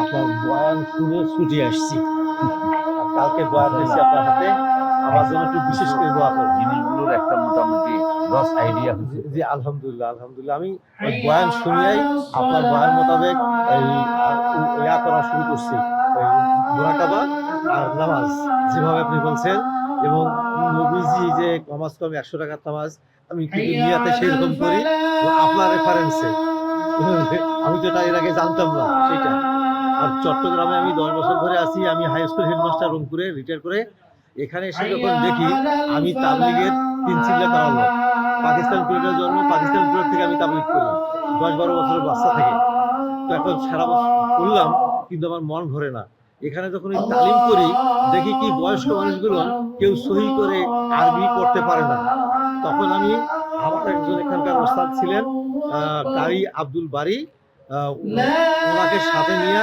শিকদার জামাই মসজিদ বাংলাদেশ নৌবাহিনী হসপিটাল গেটের সামনে পতেঙ্গা রোড ওই মসজিদে 4 বছর ধরে একটা বয়স্ক কোরআন শিক্ষা আসর চালাচ্ছি আপনি যখন বলছেন এখানে তখন আমি আপনার যোগ দেওয়ার জন্য হাত তুলছিলাম এই একটু কথা বলার সুযোগ পেলাম না আপনি আমাকে মন দিয়ে দোয়া করেন আবারও ইনশাআল্লাহ আসবো আমি আপনার বই সেট কিনলাম এবং আপনার এখানে সদস্য হলাম মাসিক